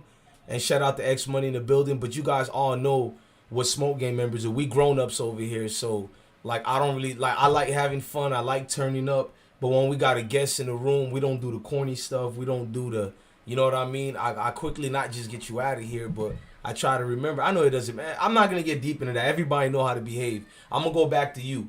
We're talking about the pressure being applied to Arthur, a.k.a. Choke No Joke. What about all these rappers, celebrities, people in the hip-hop field that he spoke about, or people that you know of, or prominent people in your neighborhood, like people of influence? What was the support like when you first broke this out? Because a lot of people think it's brand new.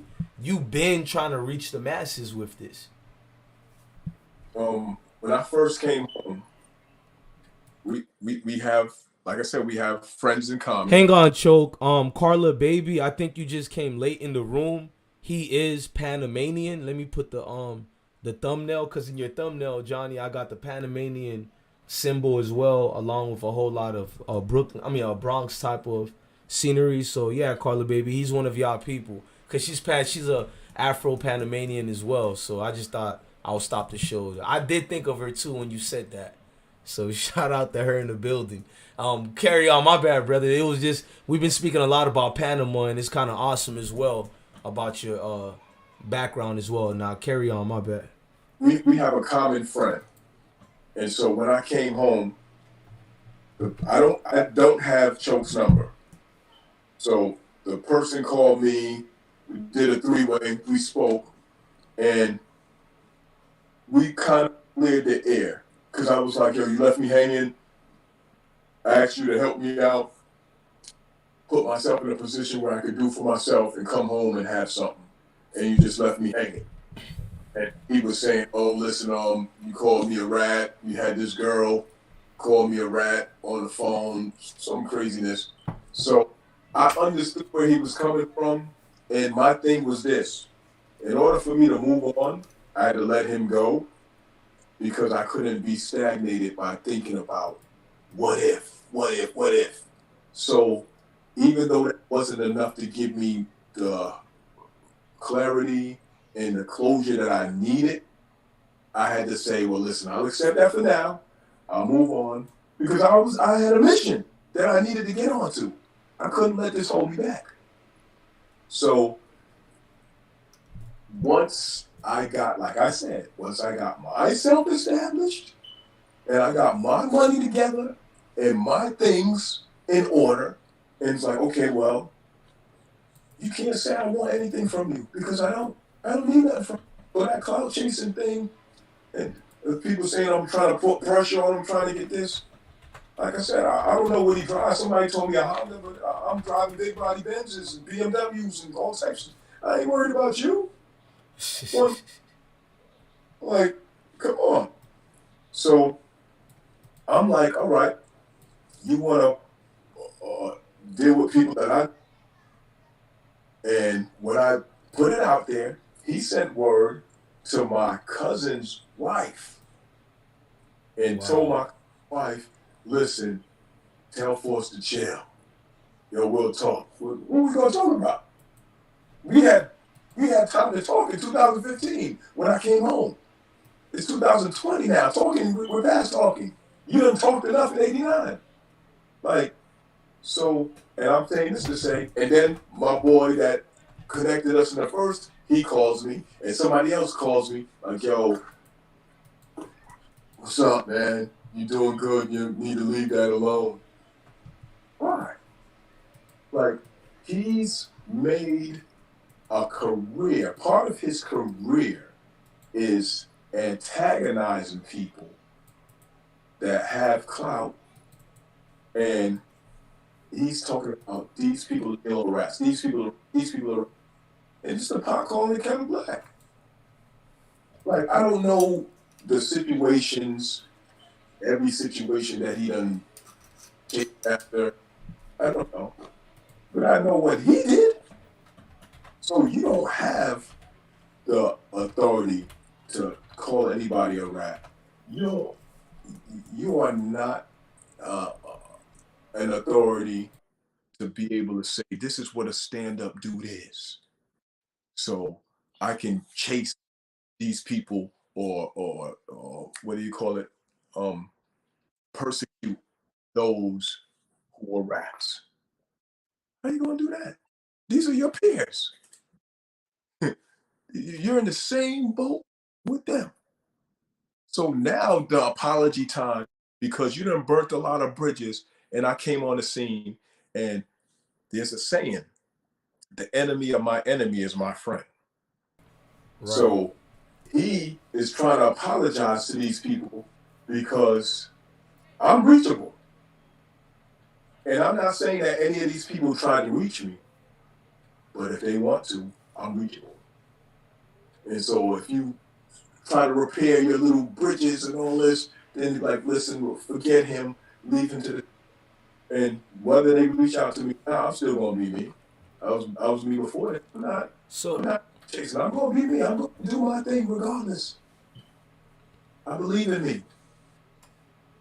Johnny, you believe in yourself so much that there was a 360 transition when you left, incarceration or whatever. Tell me and the people, what are some of the things you did? Like, I'm going to be sharing some of those interviews with the people.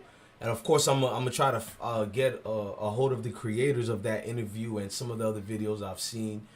Tell us as far as books, community wise, or things you join as far as the change? Because there's somebody watching right now going, yeah, we hear the street side of him. I mean, we also earlier heard the other side of you that made us laugh and know you more. But talk to the new people in the room as far as you coming home. What are some of the changes you came about after 25 years and 7 months?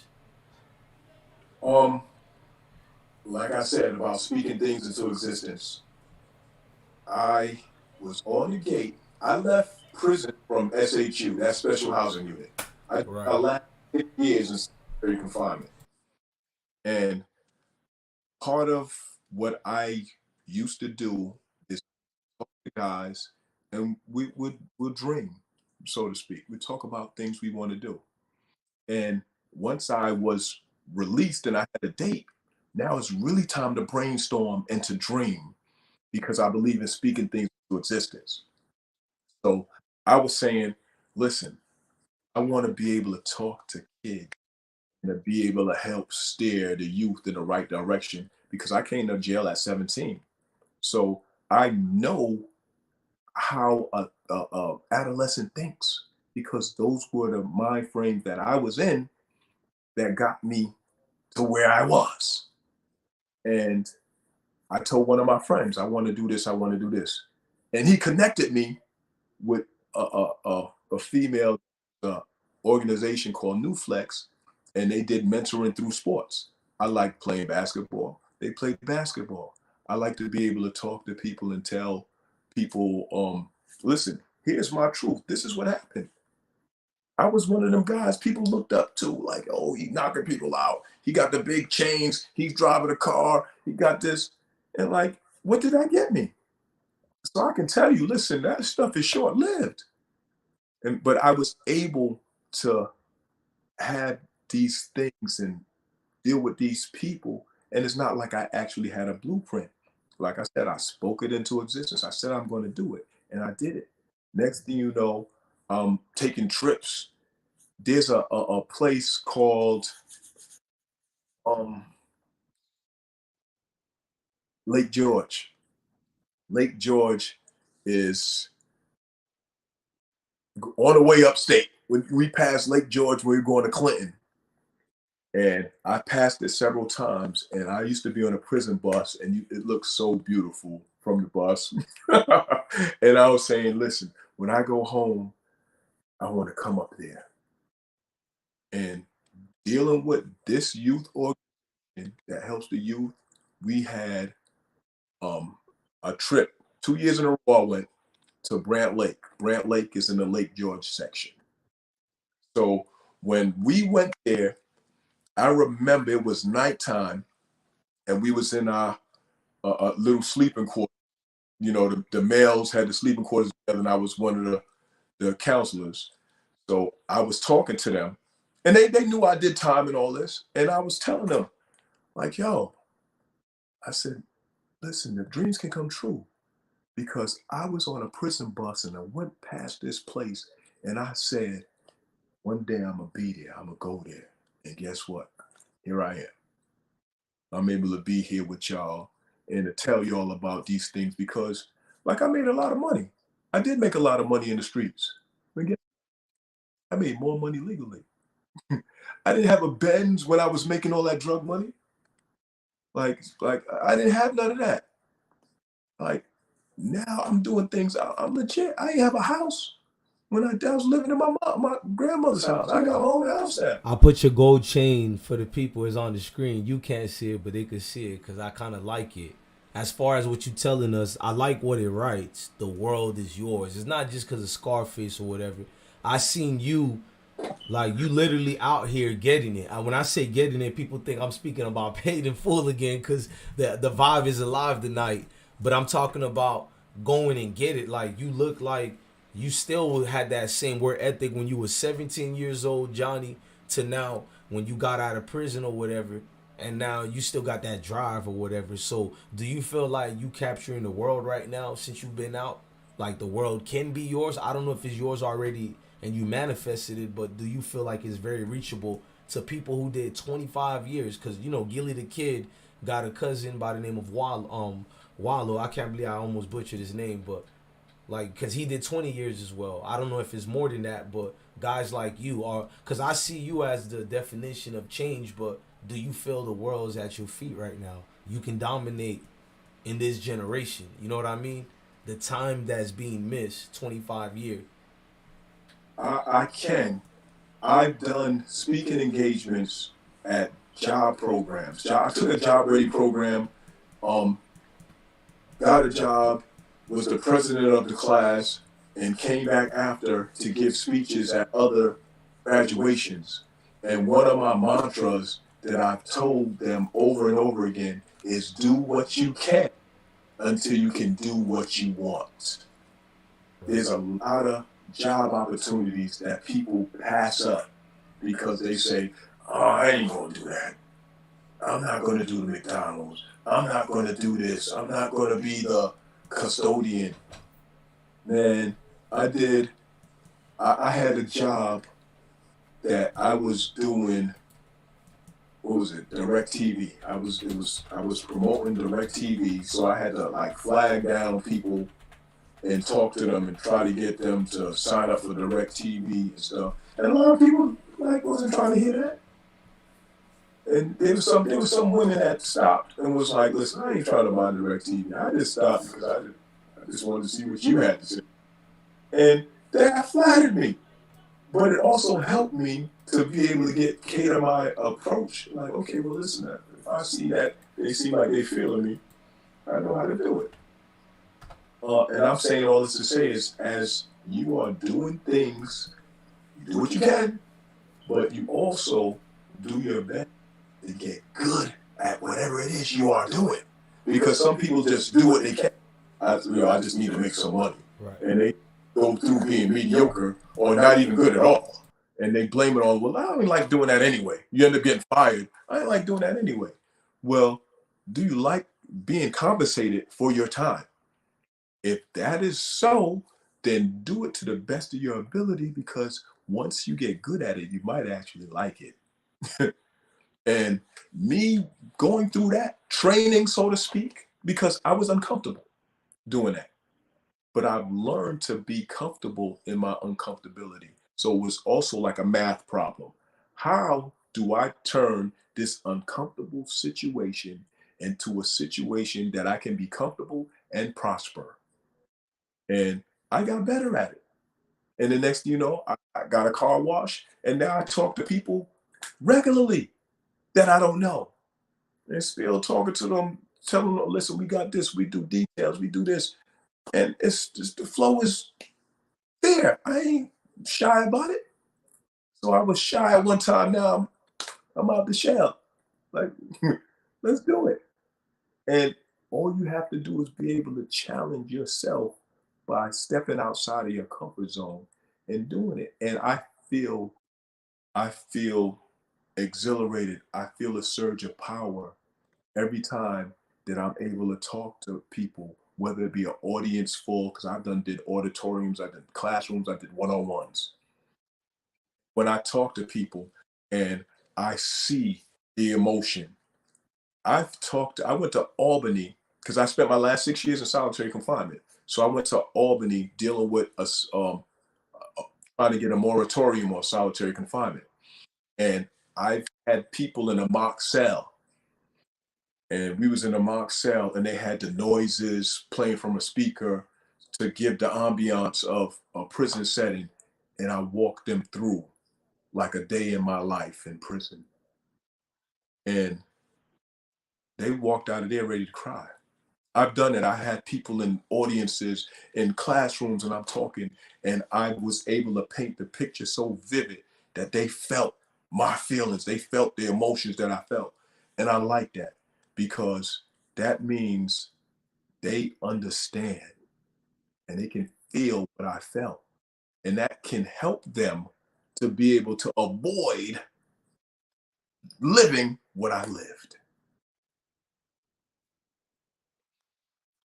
I mean, Johnny, like, I didn't want to talk during that because, like, those words right there hit so much to me. Put you on the screen properly. You already was on the screen, but I want people to see me too. Like, I like his words because as you're saying it, I hope later I could Not now. I don't like being a bugaboo, but I got a couple of homies who did 10 years, 15, at the age of 14 as well.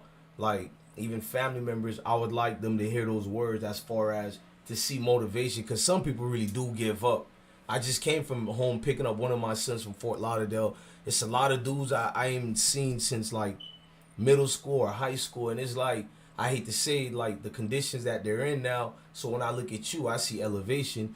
Not that I was even better than you to begin with, because you're clearly a dude who can fit for Oxford, Harvard. Yo, the way you articulate yourself and all your interviews been the same. You're not trying to sound this way. You didn't come out being a Malcolm X. You telling people reachable goals and dreams. Nah, it's true though. You're telling us things that's why I try to tend to be like, I don't got time to say, yo, I'm holier than thou, like, but you can do X, Y, and Z. I now more want this part of the show, anybody who want to hear you speak, because I don't want this to go past 2 hours. I feel like we didn't plan this the proper way I should have did, but I love the energy in the room tonight. That's just the smoke gang. But I feel like your family, I don't want to be one of these dudes who just interview you. I want to, honestly, I got plans behind the scenes. After this interview, I'll call you, because I don't want 2 hours to pass. I'm also doing another show right after this, but we're at the 1 hour and 46 minute mark. So we got 14 minutes, and they're saying you're honorable, by the way. This is the most likes I had versus dislikes in a long time. So clearly people rocking with you, not me. I'm gonna leave these next couple of minutes to be for the people. So anybody else want to hop in the room, if it's pinned in the chat right now, I don't know if y'all can see it. And if we wait more than 2 minutes and nobody got a question, I feel like I'm gonna let the brother just take us home, because I've been showing them your Instagram and everything in the chats, and everything else is in the description box. All the things you provided with me with, so they see all that. And the replay will definitely have it on it too. It's been on the screen the whole time. Hey, y'all got like 2 minutes, because honestly, I don't want to keep going with this, y'all, as far as the wait for y'all. I actually want to hear more from him a little bit, but I don't want to go past the 2 hour mark. Well, how about this? I'm gonna say a few more things, and you stop. If no, take your time, Johnny. Take your time. Absolutely. I've been on a radio show with a former mayor of Mount Vernon for numerous weeks, chronicling my life and things I've been through, so that the people can see that I'm a pull yourself up by your bootstraps type of guy. I'm like that prison reform guy. Like, I'm like a poster child for that. I've went and spoke to people in colleges and universities dealing with the solitary confinement aspect. I went to schools around Mount Vernon, because that's where I was living at. I did mentoring in the public schools. I did talks in the middle schools and high schools. I've hired youth in the car wash and to do landscaping. So not only did I talk about helping people, I did it. I've made the effort to actually help put money in people's pockets, because I understand and I lived it. You don't have money, you want to get fly, you want to do this as a youth. So the drug man says, listen, I got a package for you. There you go. And I've told guys, it's easier for a person to listen to you once they have respect for you. So my thing is, I did the streets. So if that's what you like, I've been there and done that. I got the t-shirt. So now let me tell you about my experience in the streets, because a lot of the things that I can tell you, they don't want you to know about. So I can tell you the good, I can tell you the bad, I can tell you the ugly. And now you can make your decision on whether or not you want to live it, because you can't just separate it. Some people, a lot of people, they'll end up snitches because they'll see the good part of the street life. They'll see the money, the girls, the cars, and all this, and they want that. And then when they start coming with them silver bracelets, they're like, I ain't signed up for this. How do I avoid that?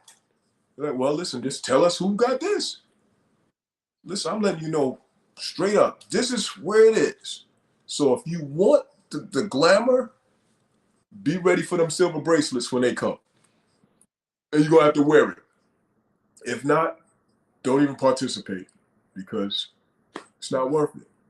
Like I said, I done made hundreds of thousands of dollars and did years, decades. I could have made millions in them times, legitimately.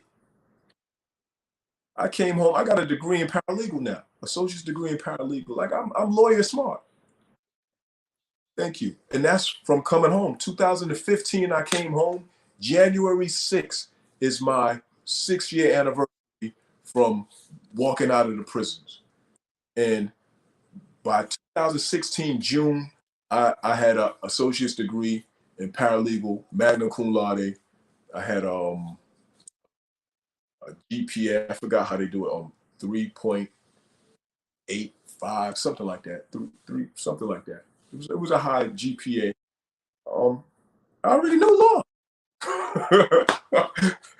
I've been doing habeas corpus, 440 motions, and lawsuits from prison. I had all the practice in the world. So that was a walk in the park. I was tutoring people. I had a little job in the school helping people do their homework and all that. Like, that was easy. But Was helping people something you adjusted to more easier than before? Because even in a way you may not see it that way, I looked at it as you helping Mr. Arthur, aka Choke No Joke. You seem to be even that way without realizing it when you were younger, as far as reaching out to even people you don't know and being a lending hand or whatever. I get a feeling, and it's a power when I help people.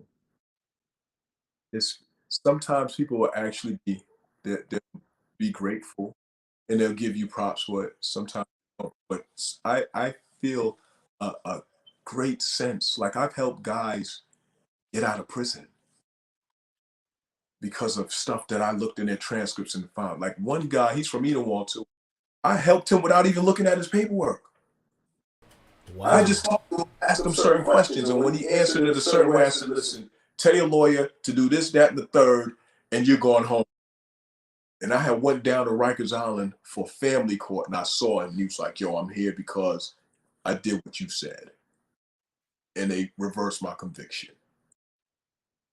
I tell you, man, I get a sense of power, a rush, if you will. That's what it is, a rush. I get a rush when I help people, and I tell them certain things, and my information turns out to be dead on. I get a rush. That's the nerd in me.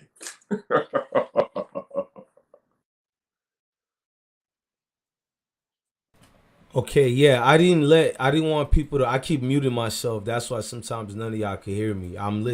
The chat always wins as far as the audio. We solved it.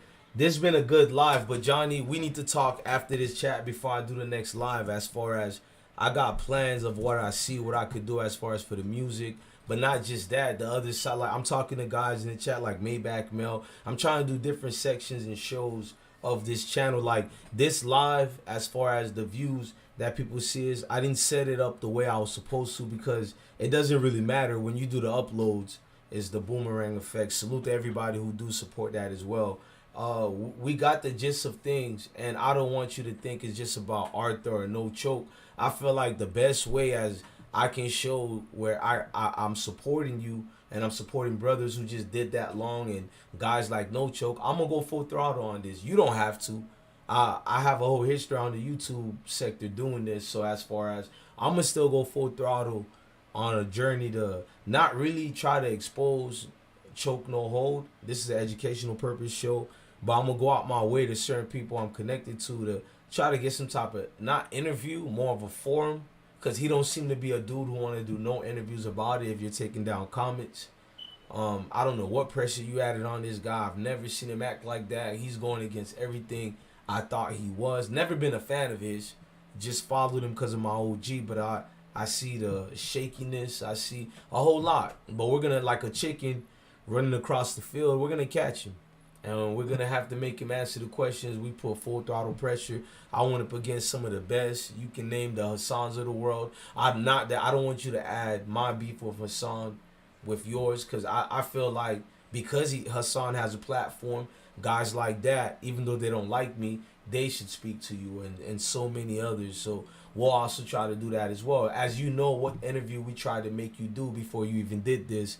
If the people don't know, just like I did with FBG Duck's mom, I told her, even though we're gonna do a whole live about DJ Vlad, I told her go on his because it's a bigger platform. I feel like your story, please. I know you say you don't want to keep talking about it, but you got, man, you got ears starting to listen, man. Just wait when January come.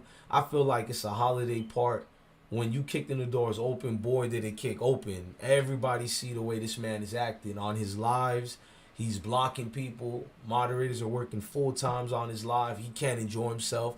Like, my moderators are getting rid of my trolls before I get to laugh with them because I don't get that emotional. And he's going everything against the grain of what he spoke. Sonny said, "Let him talk. I smoke."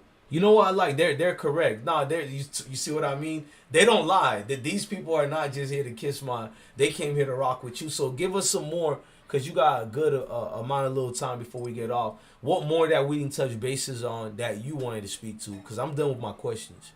Here's the big thing that I have on the horizon right now. I am now a loan broker.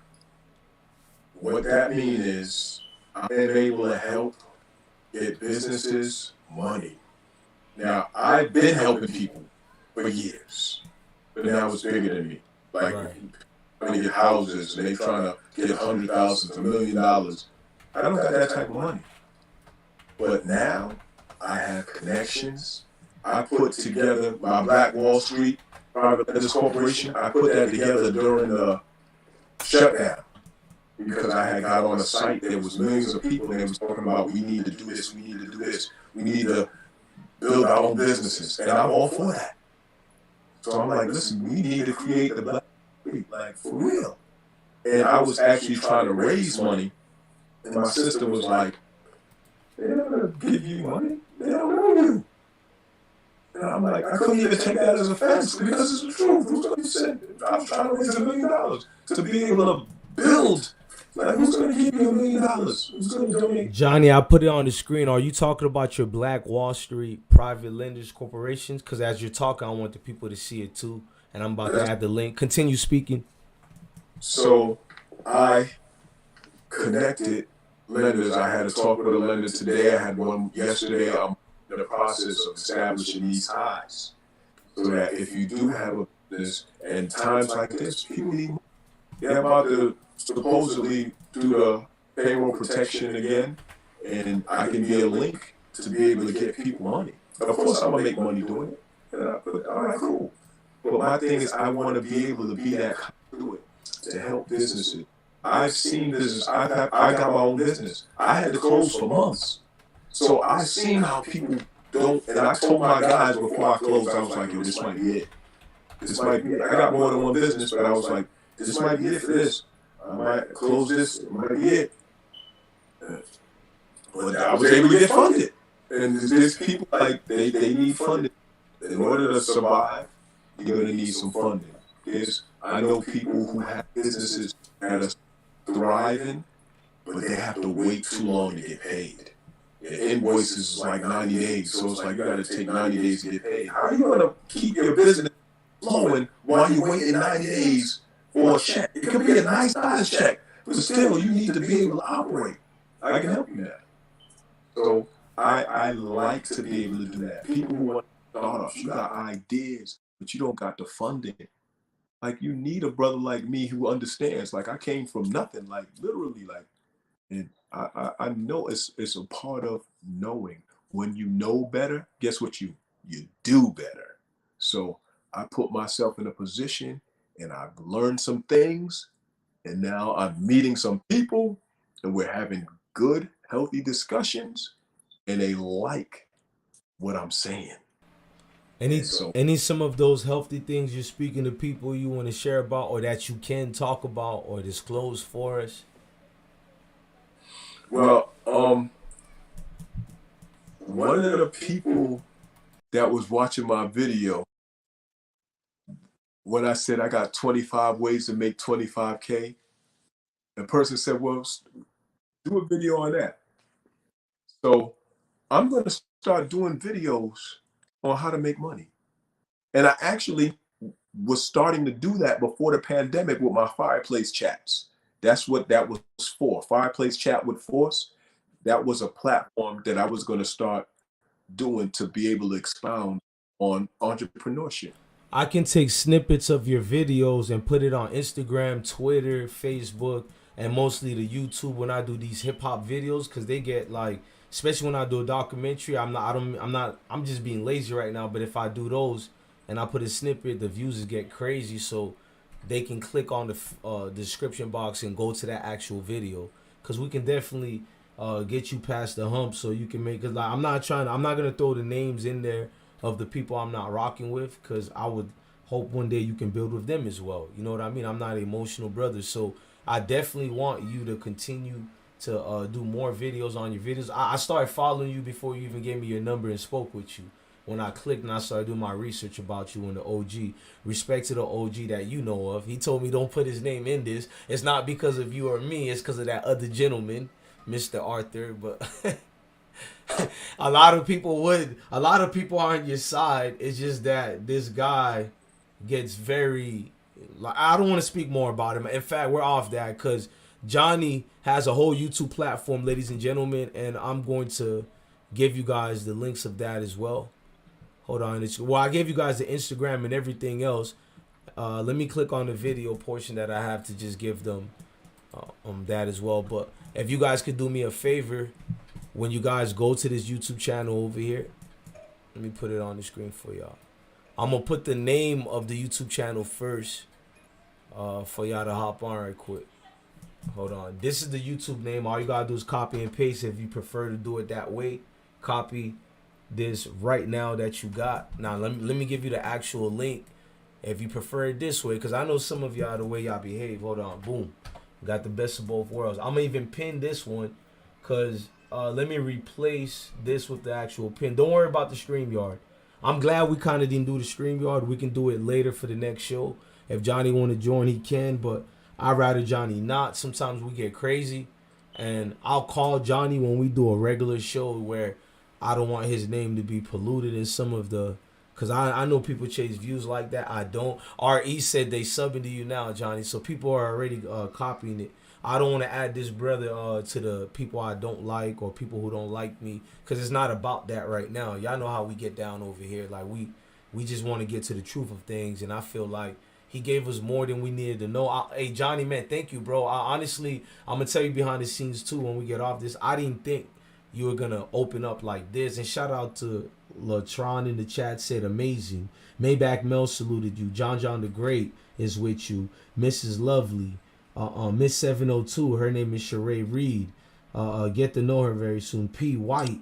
You got many more people I'm missing. Names Janice, who I call her the banker of the show, and the guy who told me to shut up was Sani Belafonte. Salute to him. Yeah, like it's a lot of people we're missing too. Mega BKNY, and it's more people usually, but the views is gonna go crazy. And I want the people who are watching the upload version of this when they get uploaded as well.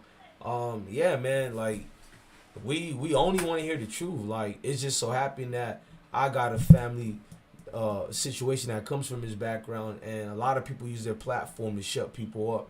So if this brother can get on with all of us and share his story, then look, I didn't think he was gonna open up like that, Smoke Gig. You know how we get down. If you're uncomfortable, on to the next story. I only wanted to do an hour about him. The reason we went over an hour, because I was, damn, this guy's actually, he doesn't care. So No Choke can't bring that to the forward as far as dudes being afraid, credibility. Look, I don't care if this man was Oscar the Grouch and we found him on Sesame Street. If Oscar the Grouch telling me Big Bird is snitching on Ernie, like we can't fuck with Oscar the Grouch. I mean, we can't fuck with Big Bird anymore. So that's what we care. We don't care what your background is over here, man. Like that's not what we built with. Like some of y'all didn't even know I was in the military because I'm more flourished on the neighborhoods I come from. And I still speak in a certain intelligent way without feeling embarrassed by it. That's the first thing I noticed about Johnny. Like, okay, he ain't faking the funk like that. Okay, that's what's up. I be trying to tell people that, like, dudes who let me fall back, Johnny. Finish the way, because I give people flowers when they're alive, and if you don't slow me down, we're gonna give you the whole damn bouquet, brother. But here's the thing. I wanted to be popular, in vogue, to be intellectual.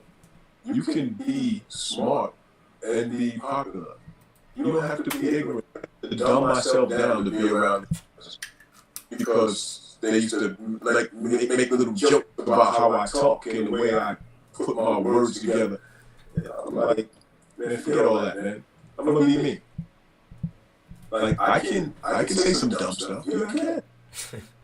But I normally don't think that way. Like, but I can have my little ignorant, like, yeah, but it's all right to be smart. It's all right. Now, I can be in a boardroom and I can be in the hood. And I can relate and communicate with people in the prison and on Wall Street. It's all good. You need to be. You can't just be ignorant and be hood or like, come on, facts.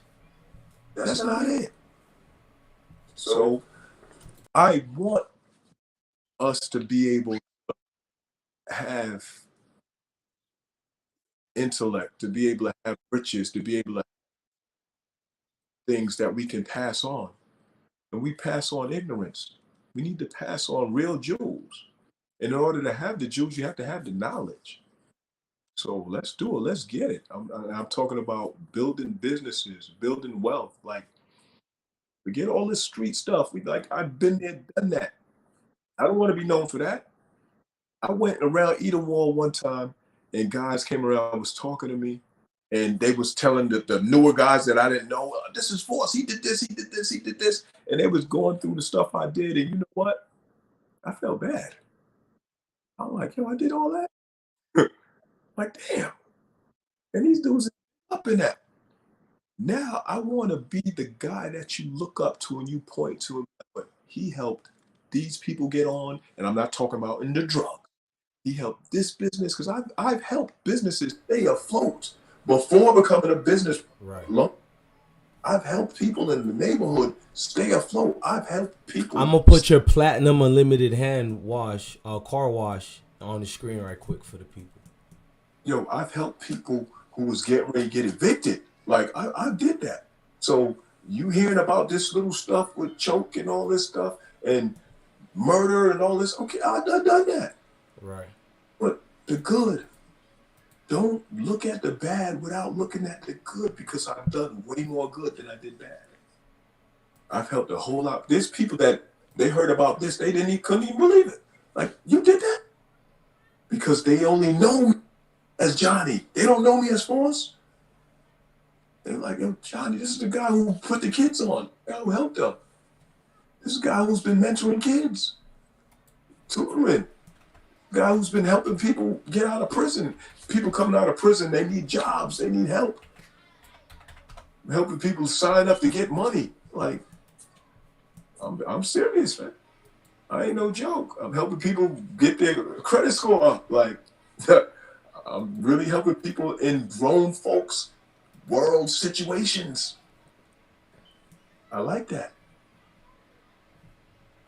I want to be the person that if you see my family on the street and you see them in any type of situation, you're going to rush to help them. Why? Because you know if I see yours, I'm going to help yours. Word. And that's, people see my peoples out there. Like, I could be walking down the street in Mount Vernon and cars will pull up, yo, you need a ride? They know I got cars. It's like, yo, what's up? You all right? Yeah, I like that. Because that shows I've treated people, but when they see me, they want to make sure I'm good. Johnny, before we wrapped up, I wanted to ask you one key question.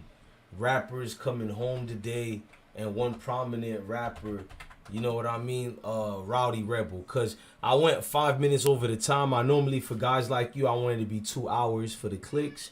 But you just spitting gems right now, so I don't want to take that and deprive it from the people. But one more thing before you leave. I'm doing a shameless plug right quick. This support. I'm also going to cut that portion too that I'm asking you now.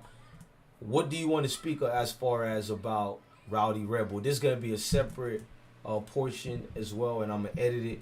Now talk to Rowdy Rebel. What advice you could give him after I think it was like 6.5 years he did. He's coming home now. He got certain people around him. He's turning up. Rowdy is just I'm scared for the brother. I ain't gonna cap. Like I'm not gonna lie to you and tell you like what I'm noticing is a cycle. So like you can speak more about that. So instead of me hating and throwing, bad luck towards Rowdy, I'd rather fall back and speak to the guys like you who did the time. So now it's you speaking to Rowdy. I'm gonna fall back. I don't know enough about him to be on point about what he's going through. So Right. I'm going to in general. Right. You do a certain amount of time and you come home, watch your company, because I've seen people who step right into other people's investigations. And then next thing you know, you're wrapped up and you're caught up into a sweep, and now you're in prison for something you had nothing to do with. You just stepped in it. I honestly do not know what he's into or what his people are into. So what I'm saying is a general fact, because I've seen it. I've seen guys come home and, oh, we got the crystal, we got the jewelry, we got this, we got, and all that's nice. All that's nice. But it comes with a price. So you think people, you doing all good stuff, you got all these, and you think people ain't what? Like, I don't, it could be legit, it could be totally legit. If it is, more power to you. Do your thing.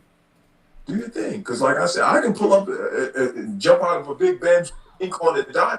Everybody knows mine's straight legit. I can do that.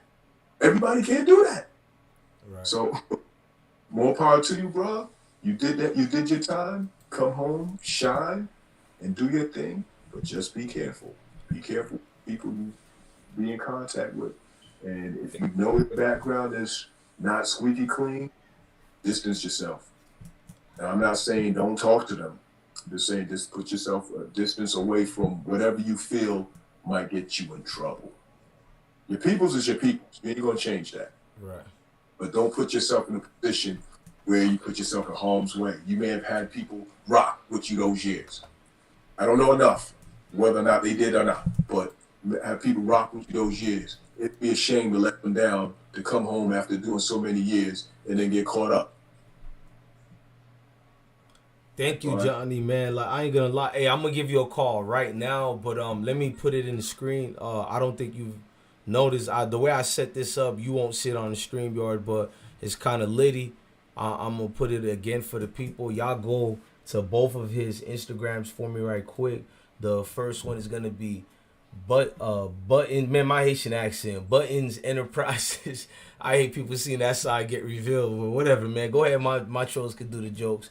Y'all go, hey, bring his following up, man. Like, one thing about me, I think you're the same way like me, because I'm adapting when I left the army to the social media stuff. Still, people think I'm adapted, but let me make it about you right quick. Y'all do me a favor, because I ramble on and on. Like, y'all all in here, plus the people who are going to be watching this that gets uploaded, because I'm not going to edit this portion. But follow this right now and follow the brother, the gems that's being spoken. He's going to be part of Smoke Gang without calling himself Smoke Gang. He's going to go by Johnny, because I feel like going by that's what people need to see.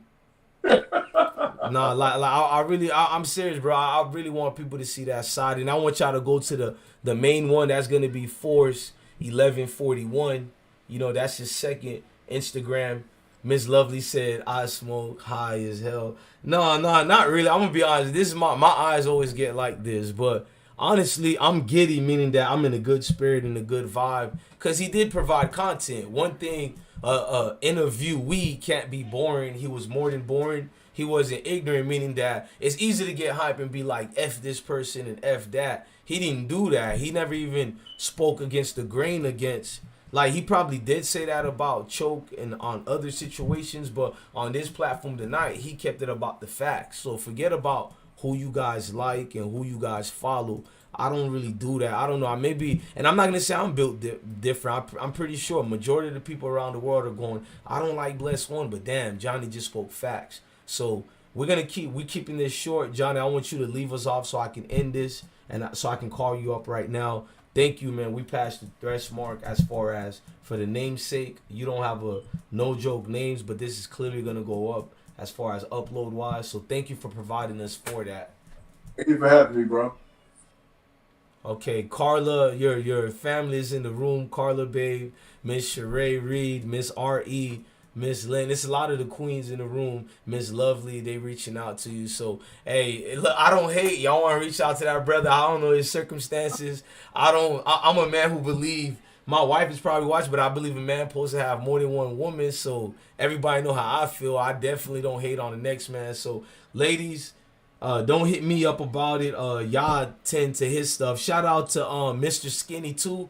I'm pretty sure he's gonna reach out to you as well. That's a good brother. He does bigger interviews. Well, I do bigger names, but he does it, and like that's his forte. So if you see a brother by the name of Mr. Skinny, I think you should speak to him as well because like he outreach a whole different community, the sneaker community. So they don't know who's the no choke, and I feel like these type of guys in the sector, they'll do you right as far as the community that needs to hear about this news and more needs to hear Johnny.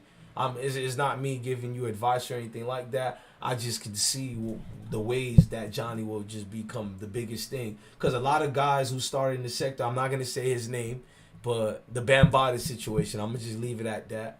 And he started more in an underling position than you. You now got the masses. They know your name quicker than his, so I really see you being the next thing out here, and I'm proud of dudes like you doing it out here. Cause you could have revert back like my family did, well, not all of them, to the same ways. They actually became savage mode, more smarter and more. I'm gonna leave that alone. They probably like shut the hell up. That's one, but thank you very much, Johnny. Please take like 2-3 minutes or whatever to send us home. I'm the son of a preacher man, and I feel like that's the positive energy. So send us home right quick. All right. You know better, you do better. Like I said, do what you can until you can do what you want. Do not let others people limitations be impressed upon you. When I told people I was going to start a business, I was going to do this, I was going to do that, they was telling me, you can't do this, you can't do that. No, you can't do it. I can do it. I believe in myself. The little engine that could, that's me. I know I can. Forget I think I can. And that's actually a gift and a curse because sometimes I put myself in a position where it's really hard, but I'm like, yo, I don't came this far. I got to get all the way through. I don't succeed in everything that I set out to do, but even in my failures, I learn. So that's a success in that of itself because I learned something that I can pass on so that the next person or the next time that I do something, it won't be as rough. So carry on, do your thing. You want to subscribe, subscribe. We're gonna learn, we're gonna build, and we're gonna rock. Peace.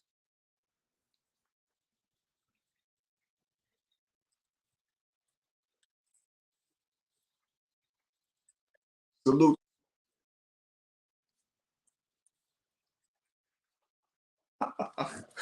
Salute the smoke gang. Peace.